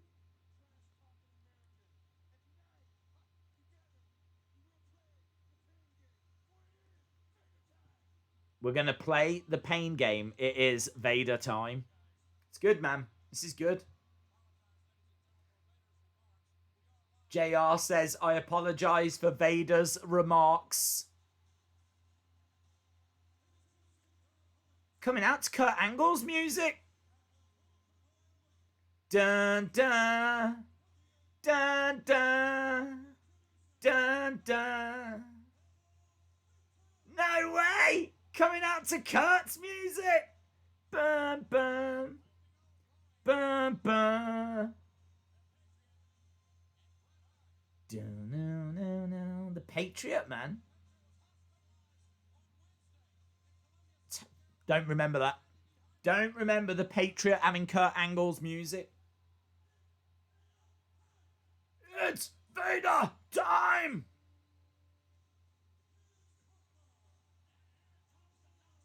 And here comes the Mastodon.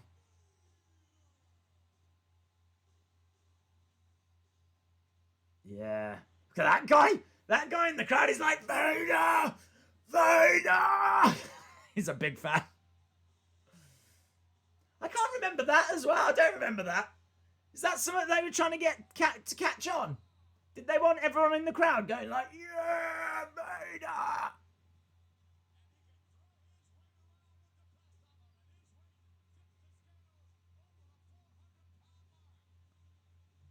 Right, well, he's saying, come on, and we are underway. Fighting outside the ring, and Patriot with the flag, smashing it into Davey Boy, headbutt as well. We are underway. You suck. You suck, says M. Barnes. I know, yeah. It's crazy, isn't it? Just don't, so much about this show, I just don't remember. It's really fun to go back and rewatch it. As I said at the start, absolutely meant it. This was right up there for shows that I wanted to go back and rewatch. Vader's got Bret Hart over by the commentary table, walloped him with the Canadian flag, puts him face first onto the announce table. We are, man, we're underway. Big USA chant.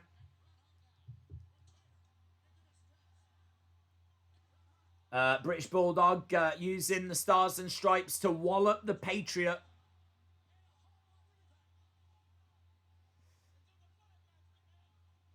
Yeah, they are just walloping each other with flags outside the ring at the moment.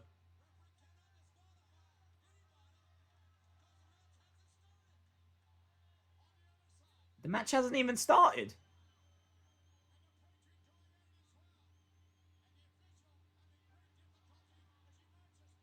Yeah, the official... is this match still not started? Bulldog being walloped by flag post. The flag post broke. Bret Hart's trying to plead with Vader. This is a right brawl outside the ring. It's good, man. Have I missed Undertaker versus Shawn? No, that's our main event. So that's coming up next. Wrestling Days fan says, are you excited for tomorrow? Yes. The only thing I would say is I haven't seen matches announced for Raw. Like with SmackDown, you had Sasha Bailey, Fiend in action. I can't remember what they've announced, or I haven't seen what they've announced for Raw. So I'm probably about an 8.5 level of excitement. Bulldog threatening to wallop a fan with that flag post. Finally now the bell has sounded and we are underway. They've brought a bit of order to this.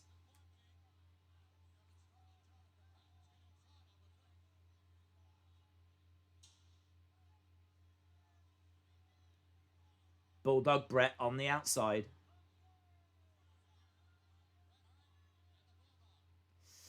Aleister Black versus Kevin Owens in a no DQ. Oh. WWE have announced some tasty stuff. I haven't seen it.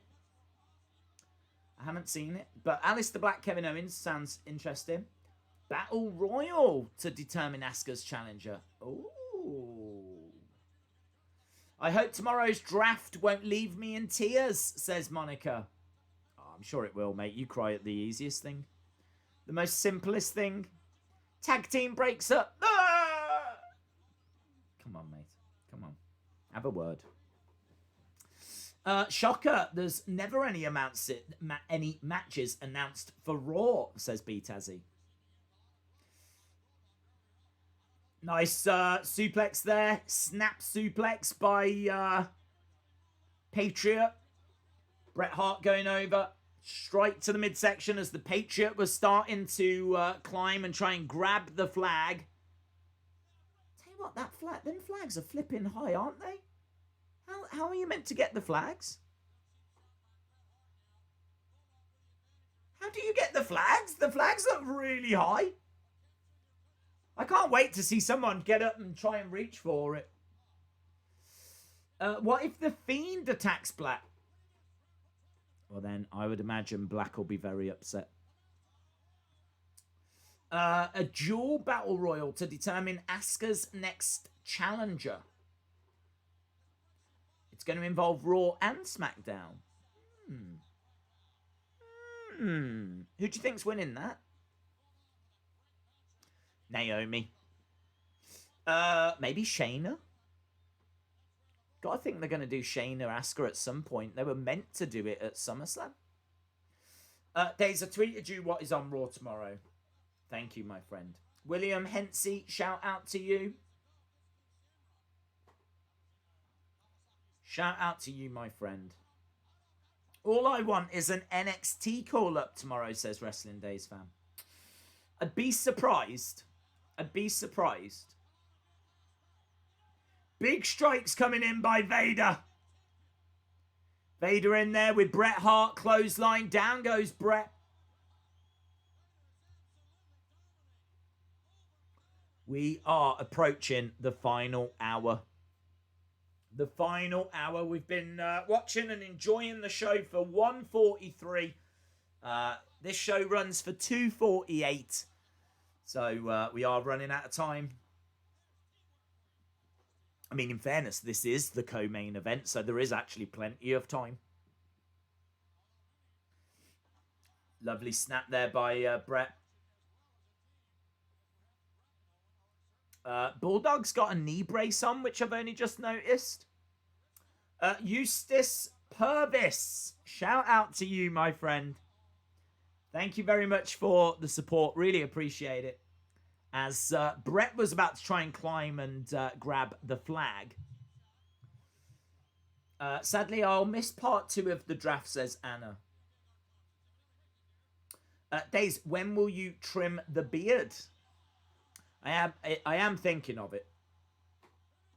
I'm thinking about it because I I'm thinking of trimming my hair because it's got to the point now where if I don't actually push it underneath my hat, it will start to kind of flick out round the back. And even I appreciate that's not a good look. So I am thinking, I probably should just kind of cut this down a bit now. Because it's not been a problem. It's never been a problem. I just don't care. I just don't care. But it is getting to the point now where it's like, I do keep tucking it in. So it's like, if I'm going to do that, I might as well do that. So I am officially starting to care. It's taken a long time, though. I think we can all agree. Bulldog over to the corner, goes face first into that top turnbuckle. Nightmare's mum says, don't touch the beard. Not the beautiful hair. I know. It is wild. Talking of wild, I still don't know how he's meant to get that flag. Patriot was again trying to get the stars and stripes, but gets beaten down. That's good. Bret Hart says, go get the flag. Is standing on the Patriot. But Vader prevents Bulldog from getting it. Dumps Bulldog down. Yeah, manhandled with ease.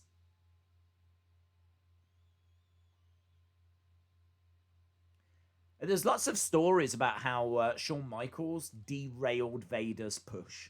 Lots of stories about how Shawn used his influence to prevent Vader from becoming champion and everything. And it is quite surprising because you look at Vader and you just go, why didn't he just beat him up? Why didn't he just rough him up backstage? I'm pretty sure Vader could take Bulldog.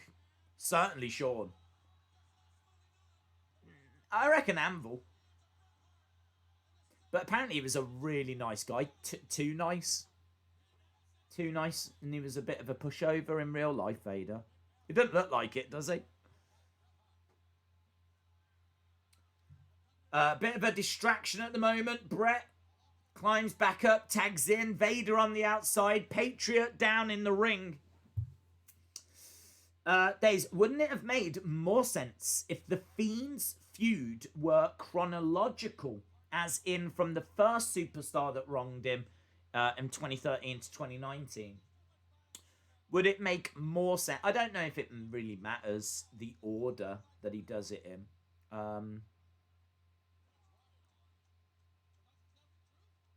don't know. I don't know if it would make more sense. I mean, I do struggle to believe that they are capable of committing to and telling good long-term storytelling. I just don't know that Vince is capable of it. I think he can do something for a few months, but past that, I think he's going to struggle. So as long as we get the Orton one, I don't care. The Orton one is the most important one. And I'm sure we will. And hopefully they get put onto the same brand. I am expecting that. Patriot climbing up top. All four guys in the corner. Patriot going for the flag. It's going to take him a long time. He gets thrown down. Have the Fiend, Jey Uso, Reigns, and Strowman in a fatal four-way Hell in a Cell, says Dougie YT. Seth Farewell and Ali promos on Raw. How do you feel about Raw now? How do I feel about Raw now? Yeah, probably about a 9. I was about a 8.25, 8.5 before. I don't really care about Seth Farewell. Ali promo, I think, will be interesting. So Ali promo, I think, is some. Seth Farewell, I don't care about. Asuka Battle Royal, I think, will be very interesting. I think Alistair KO will be a decent match, but it's not as exciting as Kevin Owens Fiend. But I think finding out who will be Asuka's next challenger, I'm into that idea. So, and Ali, getting some words from him, I think that'll be good as well. So, I think I saw Ali on Twitter saying, "I see you, Kofi," or something. "Welcome to Raw, Kofi," something along those lines. I don't think it's going to be a great surprise to find out that Ali has turned heel because of, what happened with that gauntlet match, and then not being, utilized, being forgotten.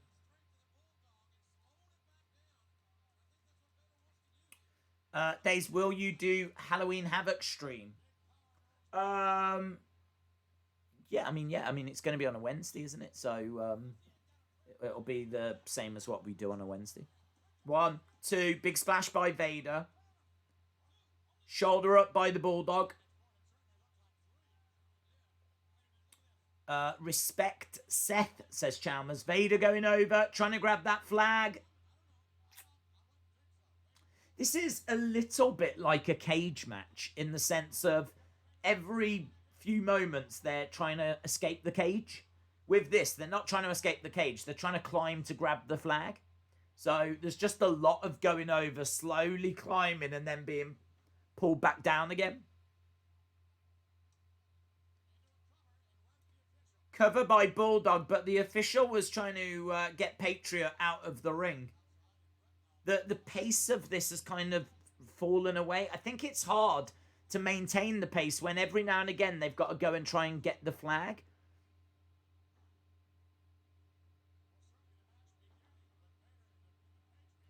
I don't know if this is kind of showing that flag matches just don't really work. Things on pole matches just kind of don't really result in great matches.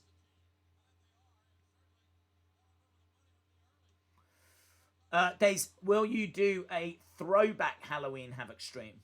I think there's a good chance of that, yes. I mean, the reason we're doing this is because it features the first ever Hell in a Cell. And of course, we're not too far away from this year's Hell in a Cell.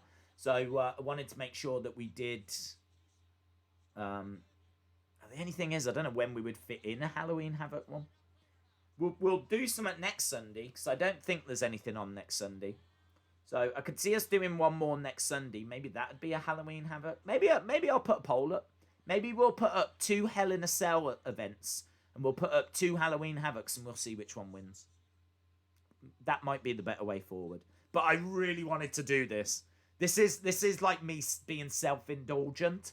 I really wanted to go back and watch this show again. But yeah, I can see next Sunday maybe being a poll.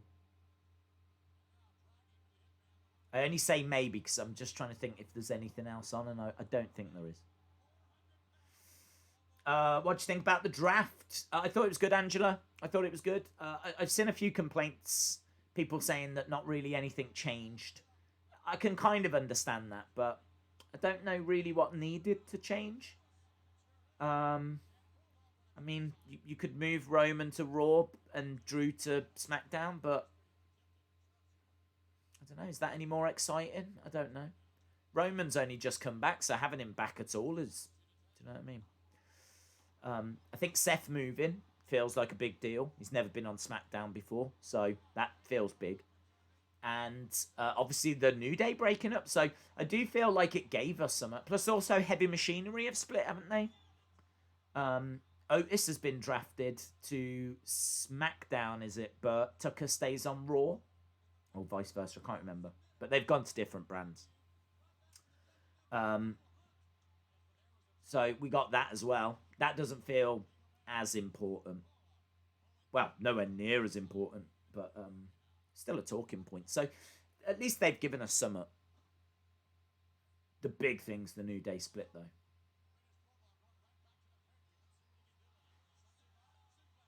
Suplex, standing vertical suplex by the Bulldog. Plants the Patriot down. 1, 2, shoulder up. Not a fan of HBK in that regard. Otherwise, I love Shawn. I didn't see what you was referring to. Dave's quick question. When do we get the prediction game results? You'll always get them on a Monday before Raw at the latest. I did say earlier that it didn't even cross my mind to do them after last night. because normally there's something on a Sunday that's part of the game. So I'm just not in the habit of doing it on a Sunday, working the results on a Sunday. I always do them Sunday night or Monday before Raw. So it didn't cross my mind, to be honest. So maybe in the future, if it's just UFC, I could maybe try and work them get the results out for a Sunday. But yeah, that's the reason why, is because I'm just in the habit of doing it on a Monday now. So yeah, I mean, I'll do them straight after this, is the answer. I'll do them straight after this. But you'll always have them before Raw. I think that's what I feel comfortable committing to. You'll always have them out before Raw begins. You'll always have them out at some point on Monday.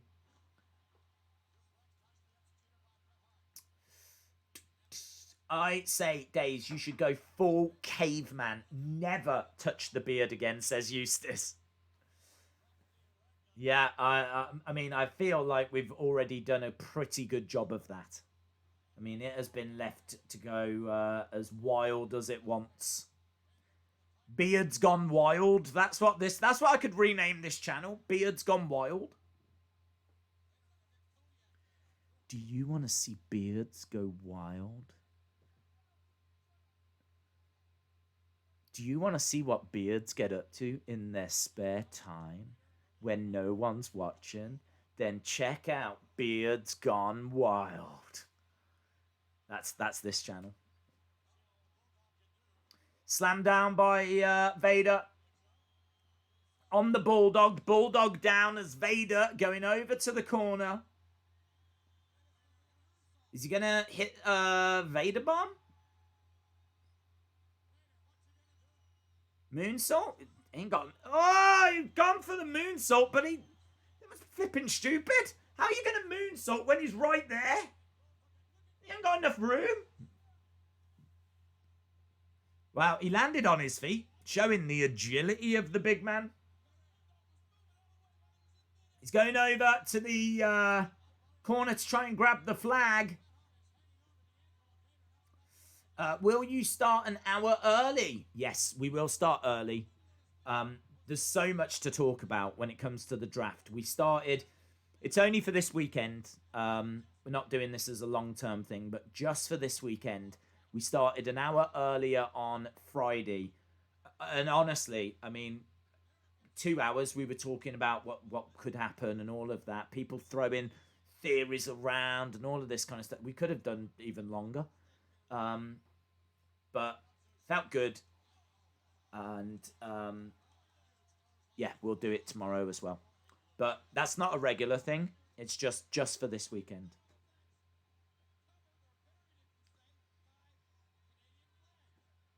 Right, Bulldog to the outside. Vader jumps out the ring. Patriot going over to Bret, but Bret going after Vader. Time is really ticking away here. We are getting to the point where we're nearly at the 2-hour mark. Austin says, don't shave the beard. Sonny says, call 1224. Beards Gone Wild. Nice back kick. Oh, Bret Hart wallops Vader with the bell. Bret Hart walloping Vader with the ring bell. I think Bret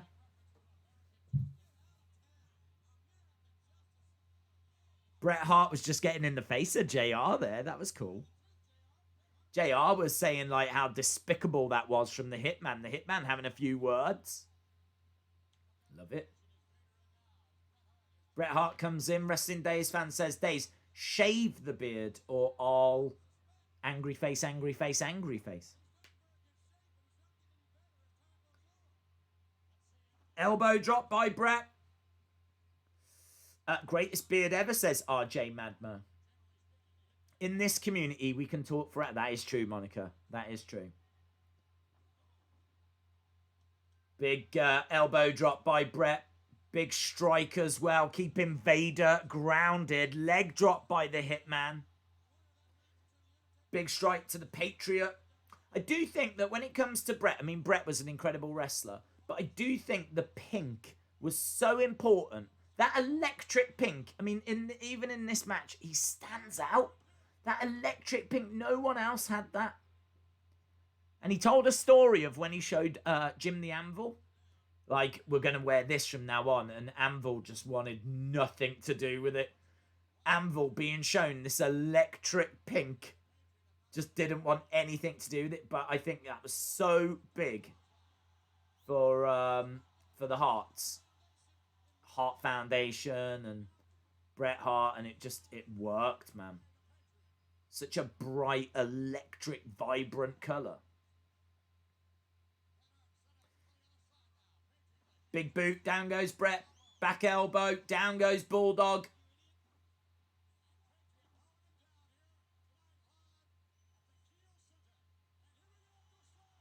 Oh, slam down. 1, 2.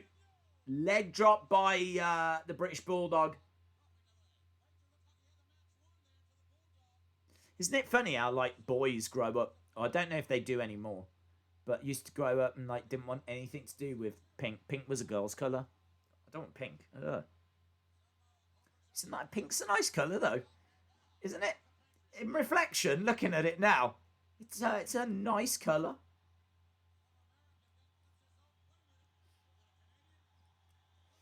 Vader bomb. Boom! Down on the Hitman. Show us the hair. We're not going down that road. We're not going down that road. Days, leave the beard, but let us witness the Daisy Sane hair this Thursday. Was that a fan? Oh, I didn't see a fan. 2. Bret Hart got the pin. Bret Hart got the pin and... there we go. Bret Hart just rolls up. I've got to say, that match was a bit plodding. I don't think that was a great match at all.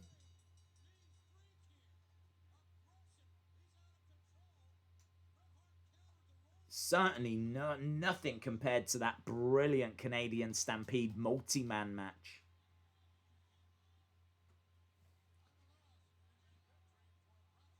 Bret Hart and the British Bulldog are victorious. Bret Hart has got the Stars and Stripes flag. What's he going to do with it? Bret throwing it. Throwing the Stars and Stripes away.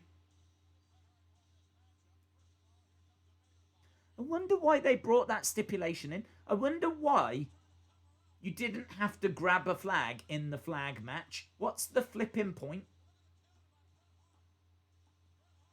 What's the point? What's the point in having a flag match? You don't have to grab a flag in the flag match.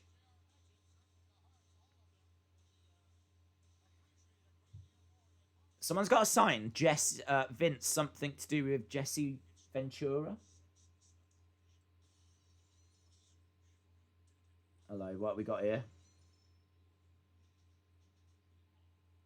The Nation. Survivor Series. Survivor Series. That I'll tell you now, that's one not to miss.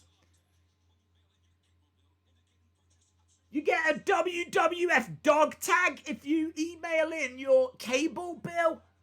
First 3,000 people got a WWF dog tag. Survivor Series. Oh, it's time! Hell in a Cell!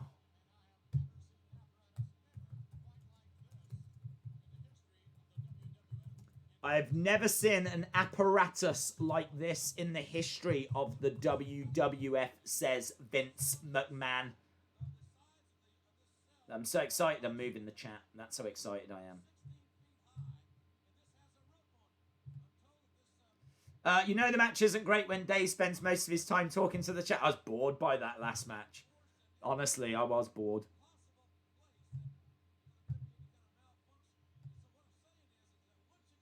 Don't know if I'll be bored by this one. There's nowhere to run in this one, guys.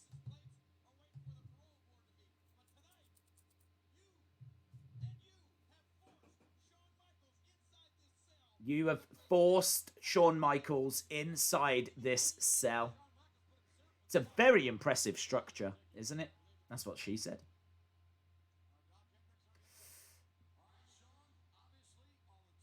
There's Shawn with the European Championship backstage with Rick Rude,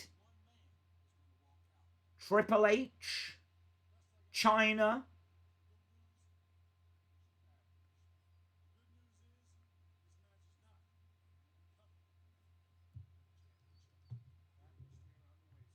This match is not for my coveted European Championship. Whew.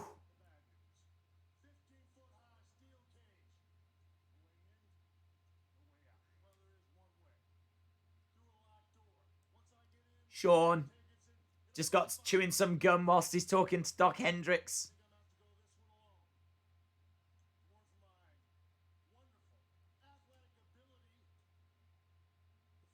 This is full obnoxious Shawn Michaels. This is Shawn Michaels at his obnoxious best.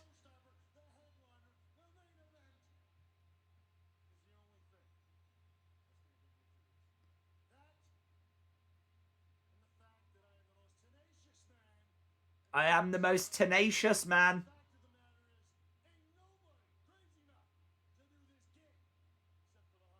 There's no one crazy enough to do this gig except for the Heartbreak Kid. I'm the #1 guy in this business today.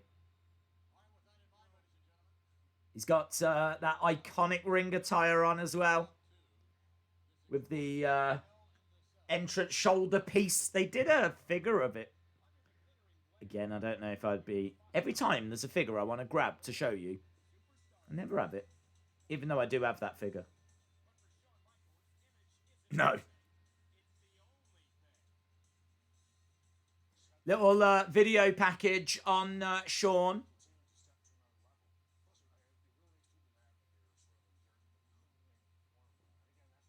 This is a 5-star match. We are about to see a Dave Meltzer 5-star match. And the first ever Hell in a Cell. And the debut of Kane. We have got a busy 40 minutes ahead, let me tell you. Eric, you've timed it well. William says, I had to read To Kill a Mockingbird. I had to read that in school.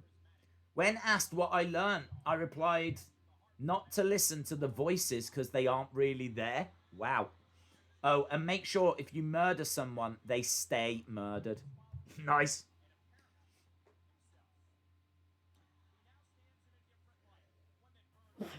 Just seeing a replay from WrestleMania, an Iron Man match.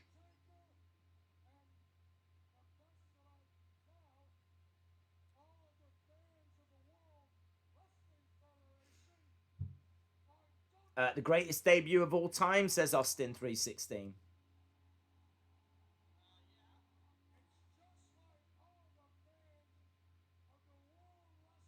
So he's having to go at the fans to not... They don't take responsibility for themselves.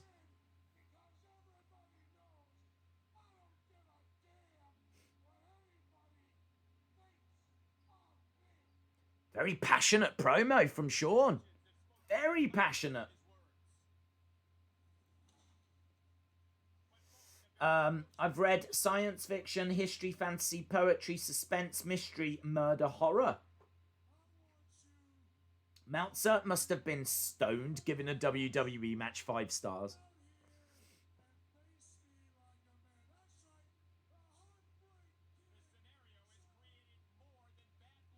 I gotta tell you, this video package, not as great as the ones that we tend to see these days. They must have got, like, new editors in the 23 years since this happened. Sergeant Slaughter is checking under the ring to make sure there's no one hiding. That's cool. That's cool. I like that. He's having a good look under there.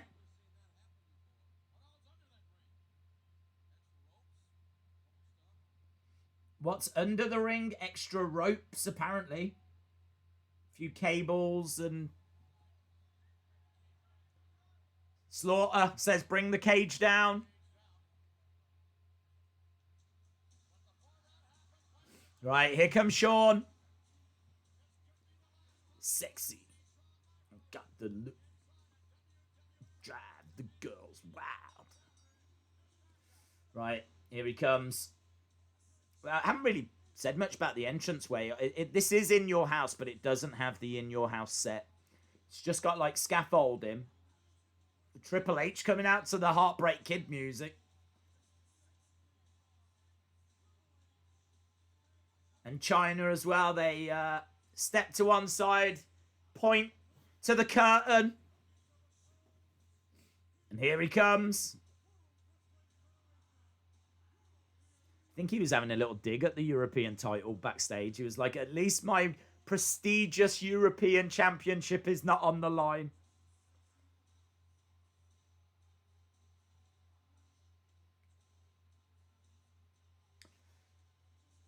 We are about to witness one of WWE's most iconic matches and performances from two of the best of all time. This is one of several matches that HBK and Taker that set the barrier for other superstars.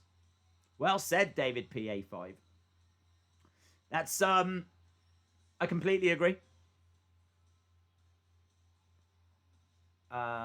We were saying on the Wrestling Escape Pod that when they did Mankind Undertaker Hell in a Cell match, the reason they started on the roof was because of this match. They didn't know how they could even compete with it. They knew that the match was going to be compared to this, and they didn't know how to beat it. So I don't know if it was Mick Foley or Terry Funk that came up with the idea of why don't you start on the roof? That's different. And as a result of that, obviously he got thrown off the side. And then we get that iconic moment. So there's so much that comes out of this. So Shawn Michaels in the ring as the cell is beginning to descend. The best era of Kane, says Miss Clown 1.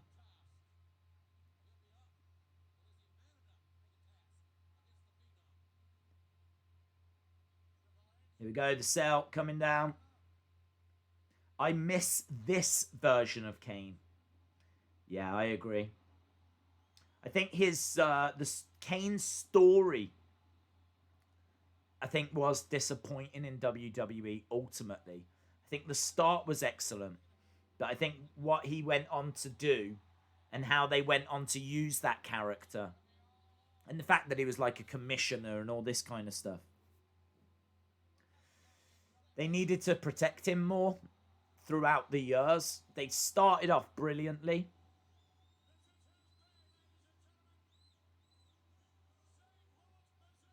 Here we go, the Undertaker coming down, so the lights go off. The thunder strikes. 21,000 people. Great classic Undertaker vibes.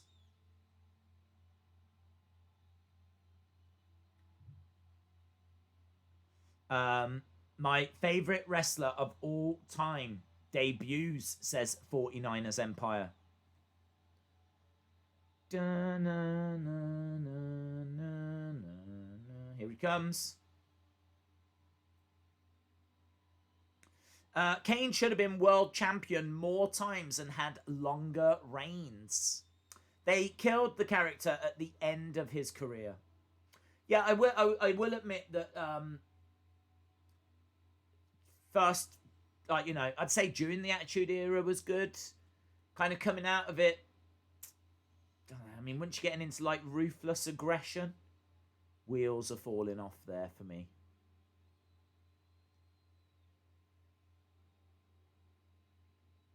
But I suppose he'd served his purpose by then, hadn't he? I mean, we'd already had like Brothers of Destruction. He'd already faced Undertaker loads of times. We've already done like, really, they'd kind of done everything they could with him.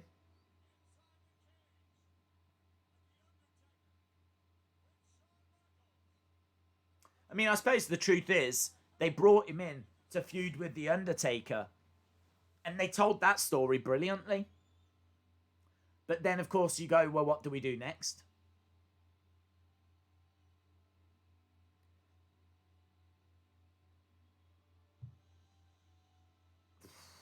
Proper entrance, this, for the dead man. Proper entrance. Slowly made his way down inside the cell.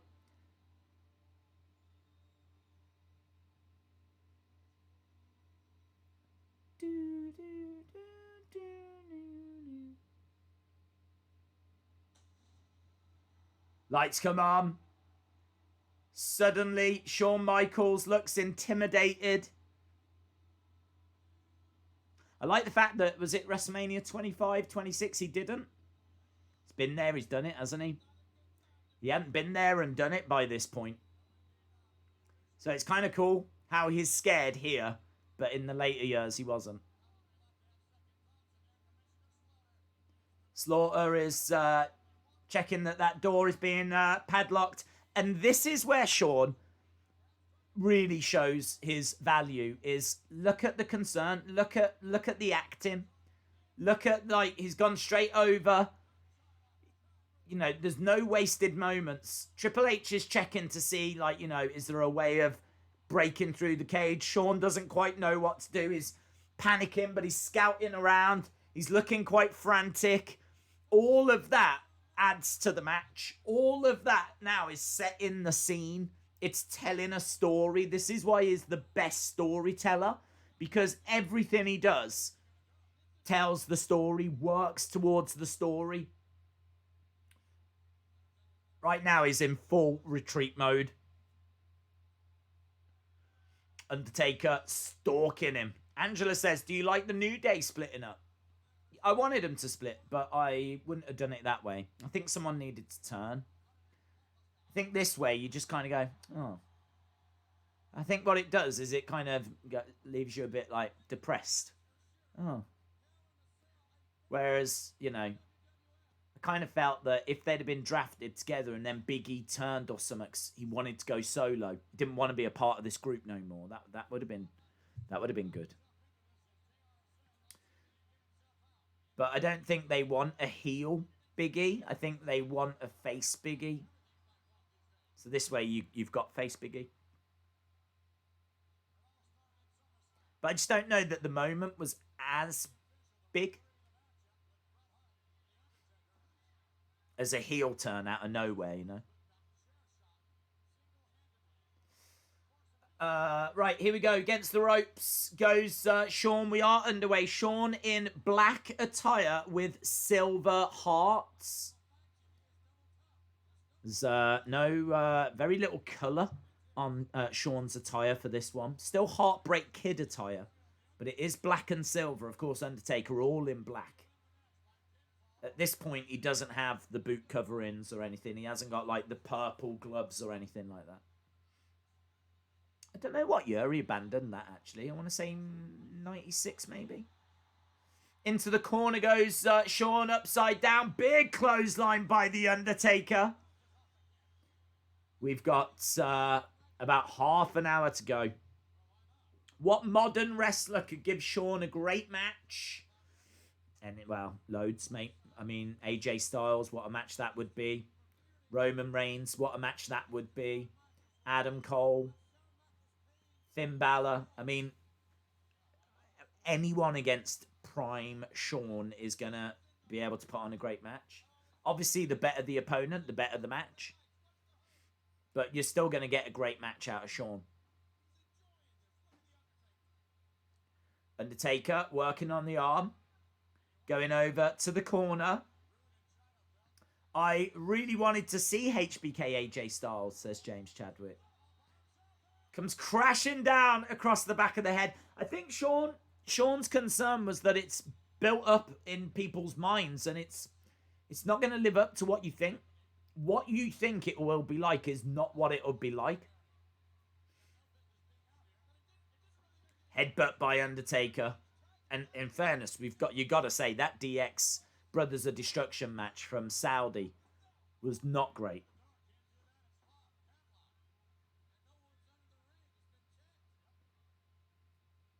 JR reminding us that under the ring has been checked. There's no one under there. Scoop slam by The Undertaker. Against the ropes. Drops the leg on Shawn. 1, 2. Kick out by Shawn. No quit in this young man, says Vince. Against the ropes goes Shawn again. A big back body drop.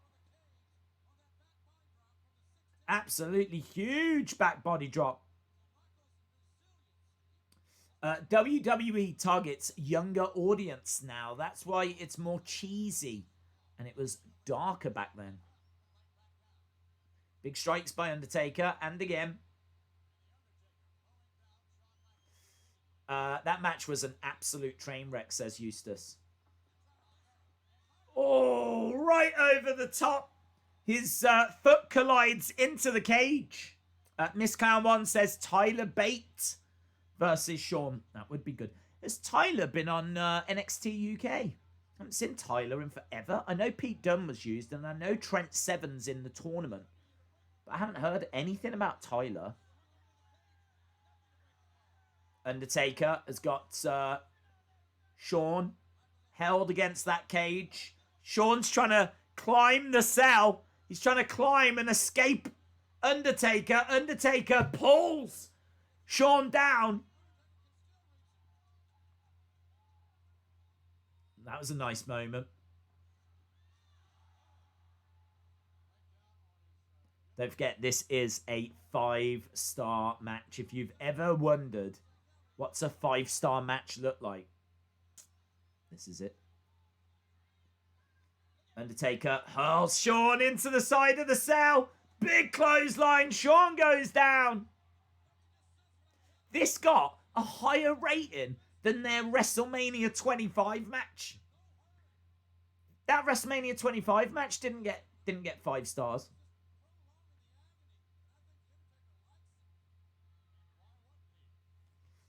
Wasn't Pete recently a ref? I think he was, yeah. Another clothesline. Shawn goes down. Tyler Bate hasn't been on yet, but Pete is wrestling this week in a tag match, says James. Pete Dunne and Dragunov versus Imperium next week. Thank you. Could anyone imagine a TV-14 Fiend, says Butterspot. That's a good... yeah, man, that would be really interesting. I wonder what they would do.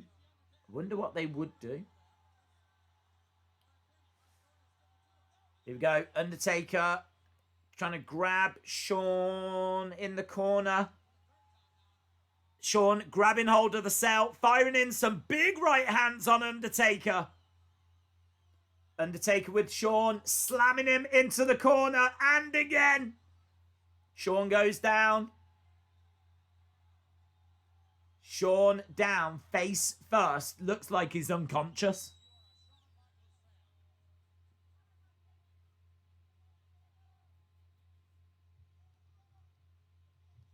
Shawn slowly getting up to his knees.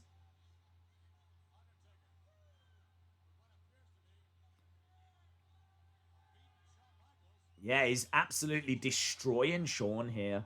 This is the dissection of Shawn Michaels. Oh, nasty blows, man. You can really hear those shots. Thudding blows to the body. Brilliant striker. Maybe the best striker. Big strike again. Shawn bouncing off the set. I love that. Those little things, man. He hits Shawn. Shawn out, bounces off and comes back.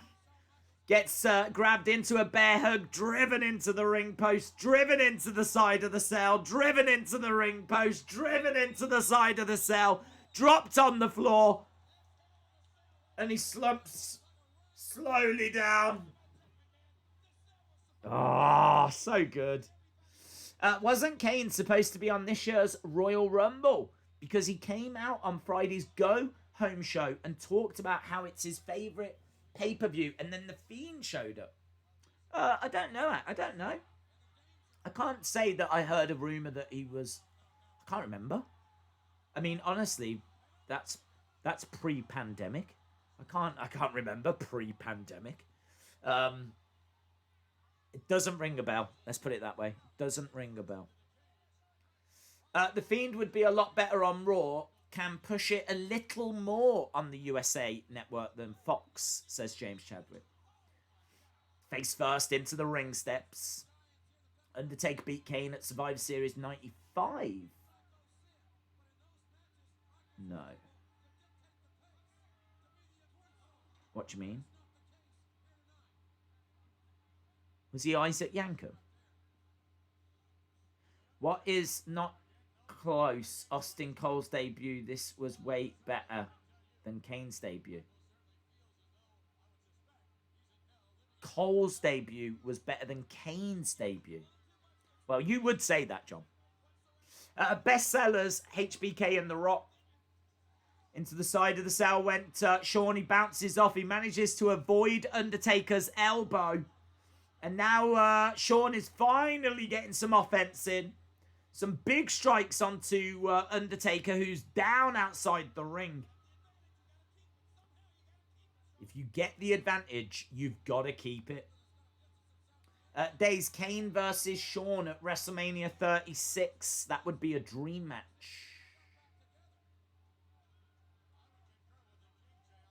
No, not for me. Plus, we've had WrestleMania 36. He did pin Isaac Yankem. Big strike by Shawn, and again.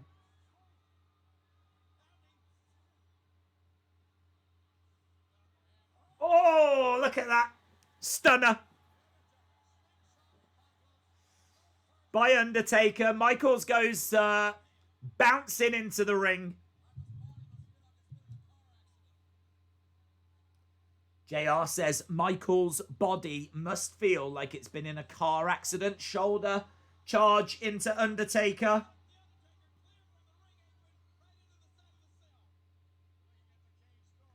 They're just showing us the cage door. Padlock shut. I think the cameraman has got a jumpsuit on. Oh, crossbody by Shawn into Undertaker. You have to remember as well that some of this stuff just looks a bit tame these days because we see this all the time. But a lot of this, you know, you just wouldn't have seen on a regular basis.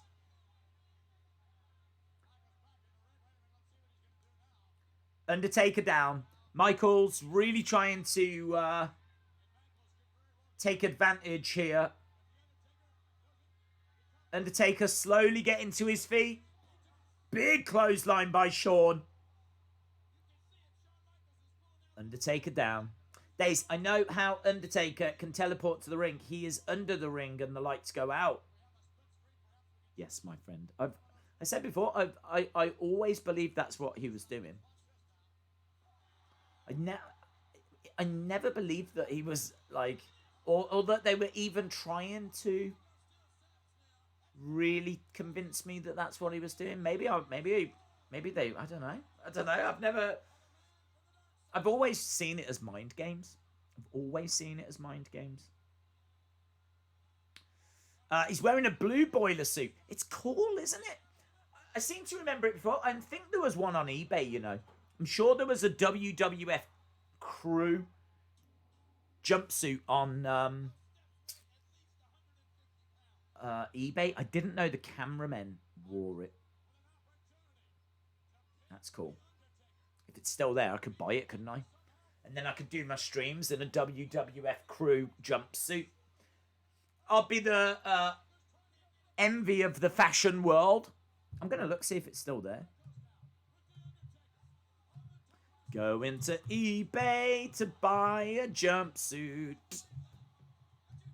WWF jumpsuit. Cameraman just falling down. Shawn swearing his head off.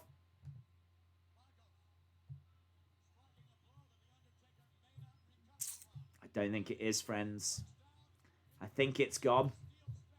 Damn it. Rest in peace is the chant from the crowd. Rest in peace. Rest in peace.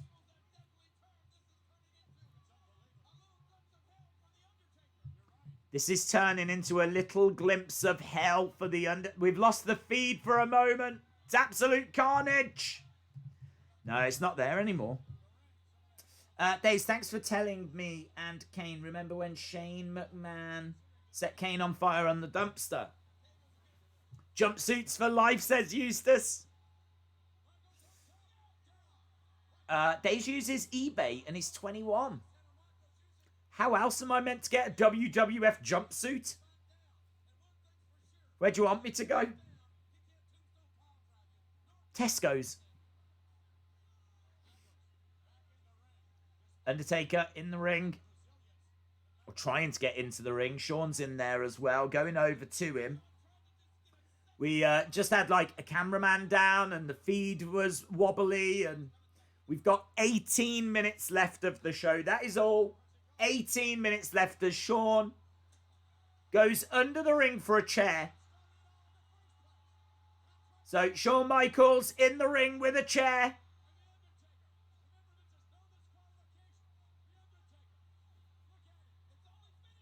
Undertaker. Oh, walloped.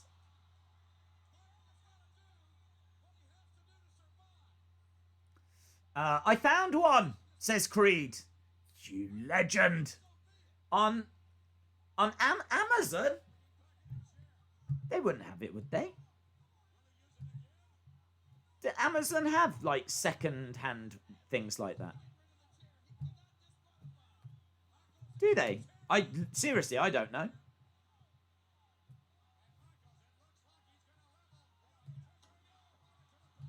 Apparently I've been tweeted one anyway. Shawn throwing the chair away.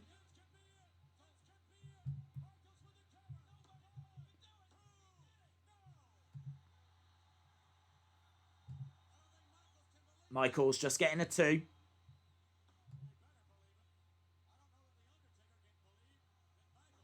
Creed, that's a figure one.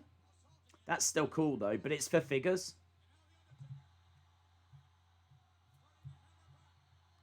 I can't wear that. I won't fit into it. Michaels against the rope. Kick to the midsection. Big overhand right by Shawn. He's got Undertaker tied in the ropes. Andre the Giant used to love that. I don't know if Shawn wanted him to go into the ropes.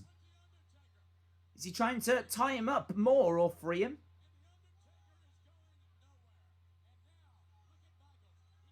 I think he's trying to tie him up a little more, and now he's starting to throw in some big right hands. Undertaker properly trapped in the ropes. But yeah, that was a spot that Andre loved. Michaels moving the ref out of the way. Big boot by the dead man. Michaels slumps over to the other side. Charging over. Oh, big back body drop on top of the cameraman. The cameraman's down. You can see his jumpsuit. Michaels grabbing the cameraman. Oh, big right hand. The cameraman goes down. WWF television. Beating up the cameraman. You deserve it. You deserve it. You deserve it. Yeah, the cameramen.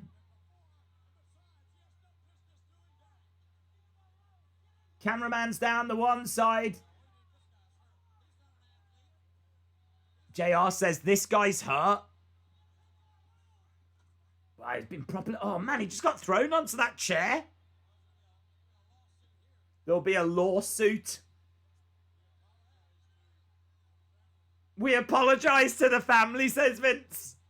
Can you imagine the family at home watching this, really proud of their son, like, who's working at camera, and all of a sudden he's just getting absolutely destroyed by Shawn Michaels. We need some medical attention.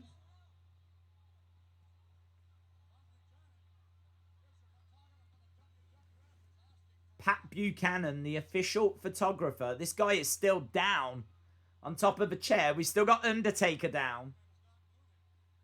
I mean, look, I don't want to say anything, but he's not doing his job right now. WWE have paid him to film the action, and he is not doing his job. So there will be a lawsuit. It'll be Vince suing this guy. How dare he lie down on the job? Unbelievable. Here comes Sarge, not very quickly. Very slowly making his way down. What's this then? What's going on here? Elbow drop by Shawn. It's a beautiful elbow. Shawn is saying, I can't. It's padlocked. What do you want me to do? Well, they're going to have to unpadlock the door. There, it's done. So the door's been opened. They're dragging out the... Look at this. They're just grabbing the guy. Quickly trying to hurl him out. Get him out quick before Vince notices that he's not working. Here we go. Look, Sarge has... oh, super kick! Super kick! Undertaker down, sits up! The dead man sits up! Undertaker rises! Shawn trying to get over to the door. Shawn's trying to get out.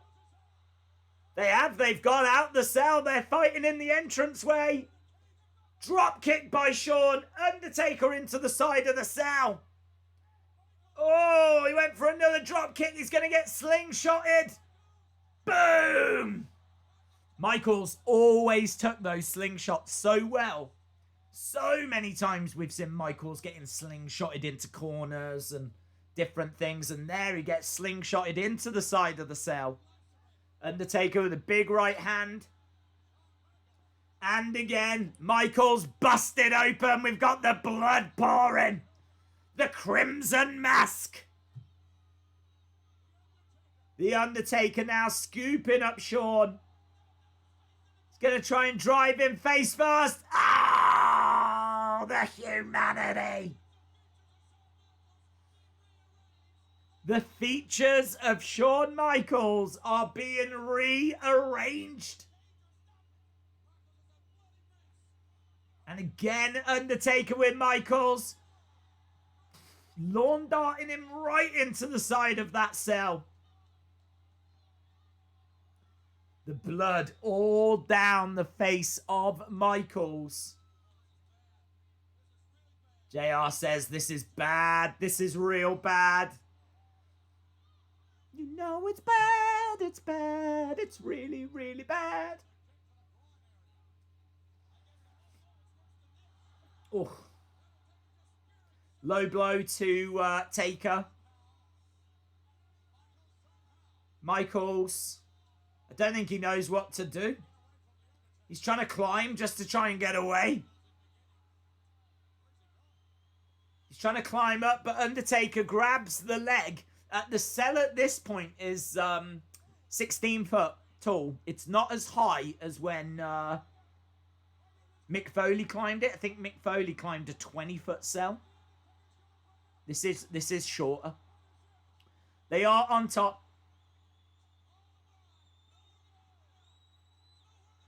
Oh, it's incredible. Look at this. I mean, again, it loses some of its impact now. But, man, just imagine you've never seen this before at the time. Oh, back body drop. on the roof of the cell. On top of the cell. And Undertaker is grinding Michaels' face. So good. So good. Michaels trying to escape, just trying to get away from the Undertaker. How long have we got? We're really running out of time here.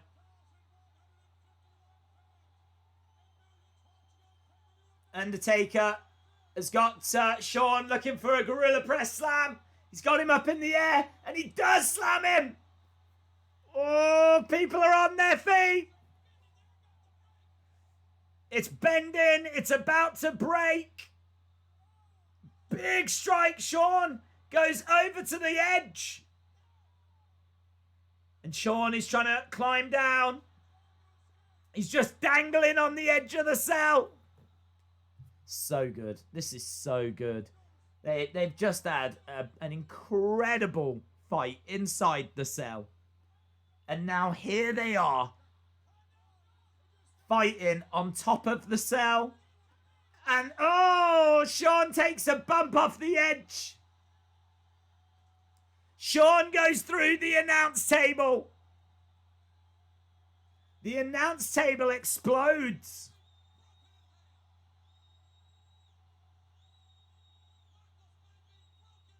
Michaels might be broken in half. And Undertaker starting to climb down. Again, this is what? Probably about 10 months, 9 months before the Mankind Undertaker one. Oh, right onto that commentary table.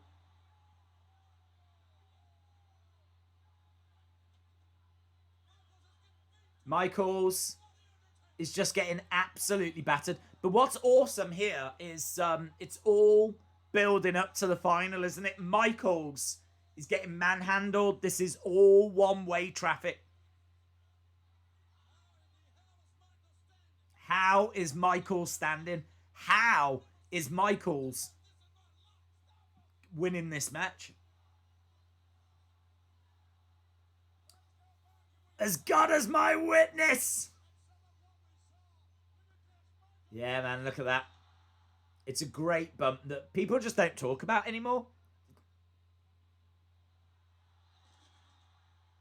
But I mean, if you think about people getting planted through announce tables, look at the height that Michaels has just gone through that announce table from. And also, don't forget, they're the old school monitors. No give on those monitors. It's proper square monitors that they're gonna hurt, man. Look at his face, flipping out. He is pouring with blood, pouring. Big clothesline by the Undertaker. They're back inside the cell. This is just a matter of time.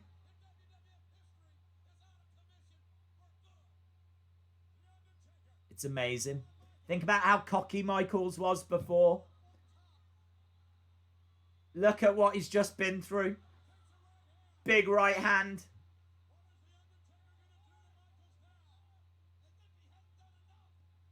What is he going for there? Choke slam from the middle rope. Oh, plants him down. Michaels down. Undertaker down. Undertaker trying to get over.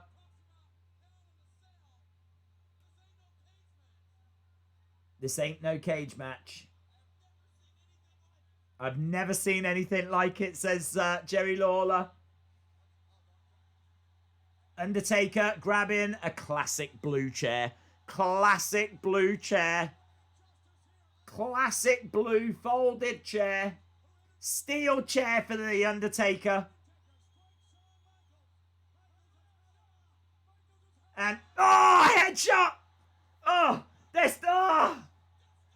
you just don't see Chair shots to the head, and when you do now, that was peach as well. That was a peach. And the lights go out! The lights go out! Oh. It couldn't have been done better. Couldn't have been done better. Oh my God. It's Paul Bearer. That's gotta be Kane! Here he comes! Undertaker! Kane rips the door off the cell. Hurls the ref into the side of the cell. That's gotta be Kane! Kane getting into the ring. Look at Undertaker with his mouth open in shock. When did you ever see that? It's so good. That's gotta be Kane! Brody, shout out to you. Face to face. And look, red light. Red light. How interesting is that? Never thought about that. Call back, well, Fiend, potentially. Call back to this moment. Flames shooting up. The red light's gone. Kick to the midsection. Scoops up Undertaker. Kane with Undertaker. Looking for a tombstone. Boom. That's gotta be Kane. Look at that mask. Perfect mask. You wouldn't want that mask to be anything else.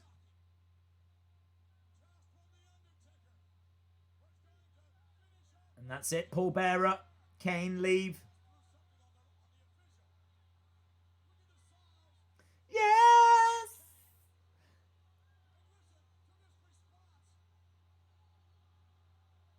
Boos as Kane walks away. Butter Spark says, getting them chills. Heather says, I love Kane. Austin says, scenes. Fake Diesel, says Eustace. Shawn has got his arm draped over Taker. The referee's still trying to carry on. One.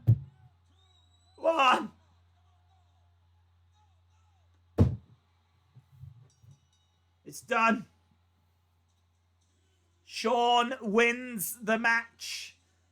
He doesn't know that he's won the match. Blood all down his face. Face first in the ring. 5 stars.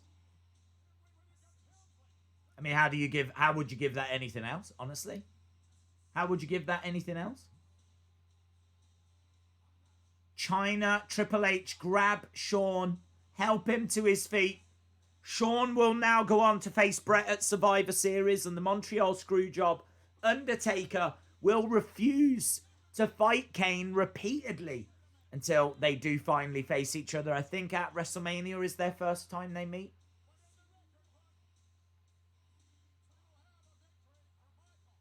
Undertaker down from 1 tombstone as well. He doesn't know where he is. Completely out of it. No one did a slow count better than Earl Hebner, says David P85. They don't get anything like that these days with a debut. They always get spoiled online. Yeah, that does suck, doesn't it?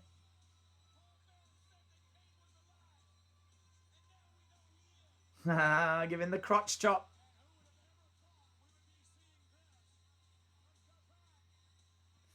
Sure, music plays as China and Triple H are helping him away. They're just showing a replay of, obviously, Kane face-to-face with the dead man. So good. Incredible moment.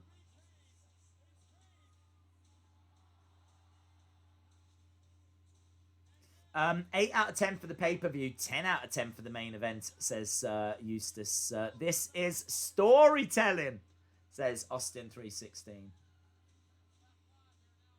Undertaker now only just starting to come round.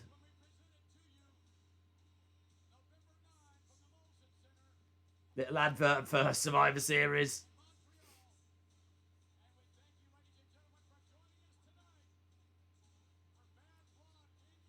What a run that was.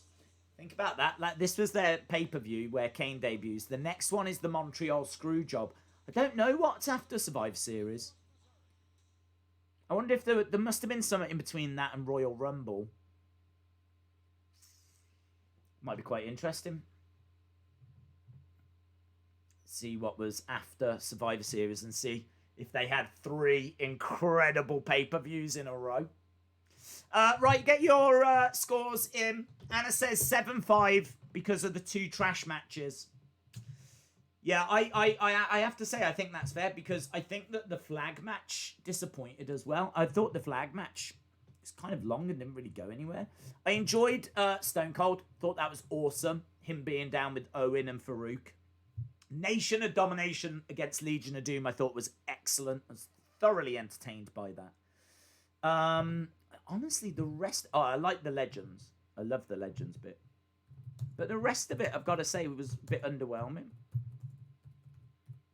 But yeah, that main event. I seem to remember that we rewatched King of the Ring and obviously that iconic Hell in a Cell. I seem to remember we said the exact same thing. I seem to remember we said that it was an absolutely horrific show. But that match is just... This, I would say, is not as bad as King of the Ring 98. This isn't a horrific show with one good match, because you have got Nation of Domination. You have got Owen Hart, Farook. But I would say the rest of it, yeah, really didn't care for. Really didn't care for. 6 out of 10, 8.75, 7, 8, 8, 8, 7.5, 8, 9.15, 8, 8.25. I can understand the 8s. I can't go to an 8. I can't go to an 8. I don't know what I can go to. Oh, I might even leave it. I might... 7.25. I'm feeling generous. I'm feeling generous. I could have gone 7 then. Yeah, as I said, for me, there's a lot they could have... It's really hard because you wouldn't have had the tag match. You wouldn't have had the 8-man tag match either. So those 2 matches were just replacements for Brian Pillman against Dude Love. And we already know Brian Pillman, Dude Love would have been excellent. So if this show had been what was originally intended, you wouldn't have had 2 of those matches. You would have had an excellent match instead. This show would have been a lot tighter. But man, the fact that they were even able to go out and give us this show on this day with that news, take nothing away from them, man. That it is absolutely incredible that they were able to do that. So wow, I tell you, it was a show I wanted to watch. I'm really glad that we went back to it and did it. It's not a show that's disappointed in the slightest. Really solid show. I mean, I haven't sat here and been bored or anything like that. Really enjoyed it, and I really hope that you guys enjoyed it as well. I am going to bid you farewell. I am going to bid you good night, my friends. That was a really fun watch along, and a big thank you to everyone that joined us. Of course, we are back tomorrow for Raw, and we will be starting an hour earlier than usual. Plenty for us to go through in regards to the draft. The final part of the draft, obviously, we got the news of what came through Talking Smack. There'll be some news tomorrow as well. There normally is on a Monday. So we will be starting at 11 UK time, 6 Eastern. As we said, that's not a normal thing. I don't want people thinking that's what we're doing going forward. It is literally just for the draft. So we will be starting an hour earlier. And then on Tuesday, over on the Wrestling Escape Pod channel, something really fun.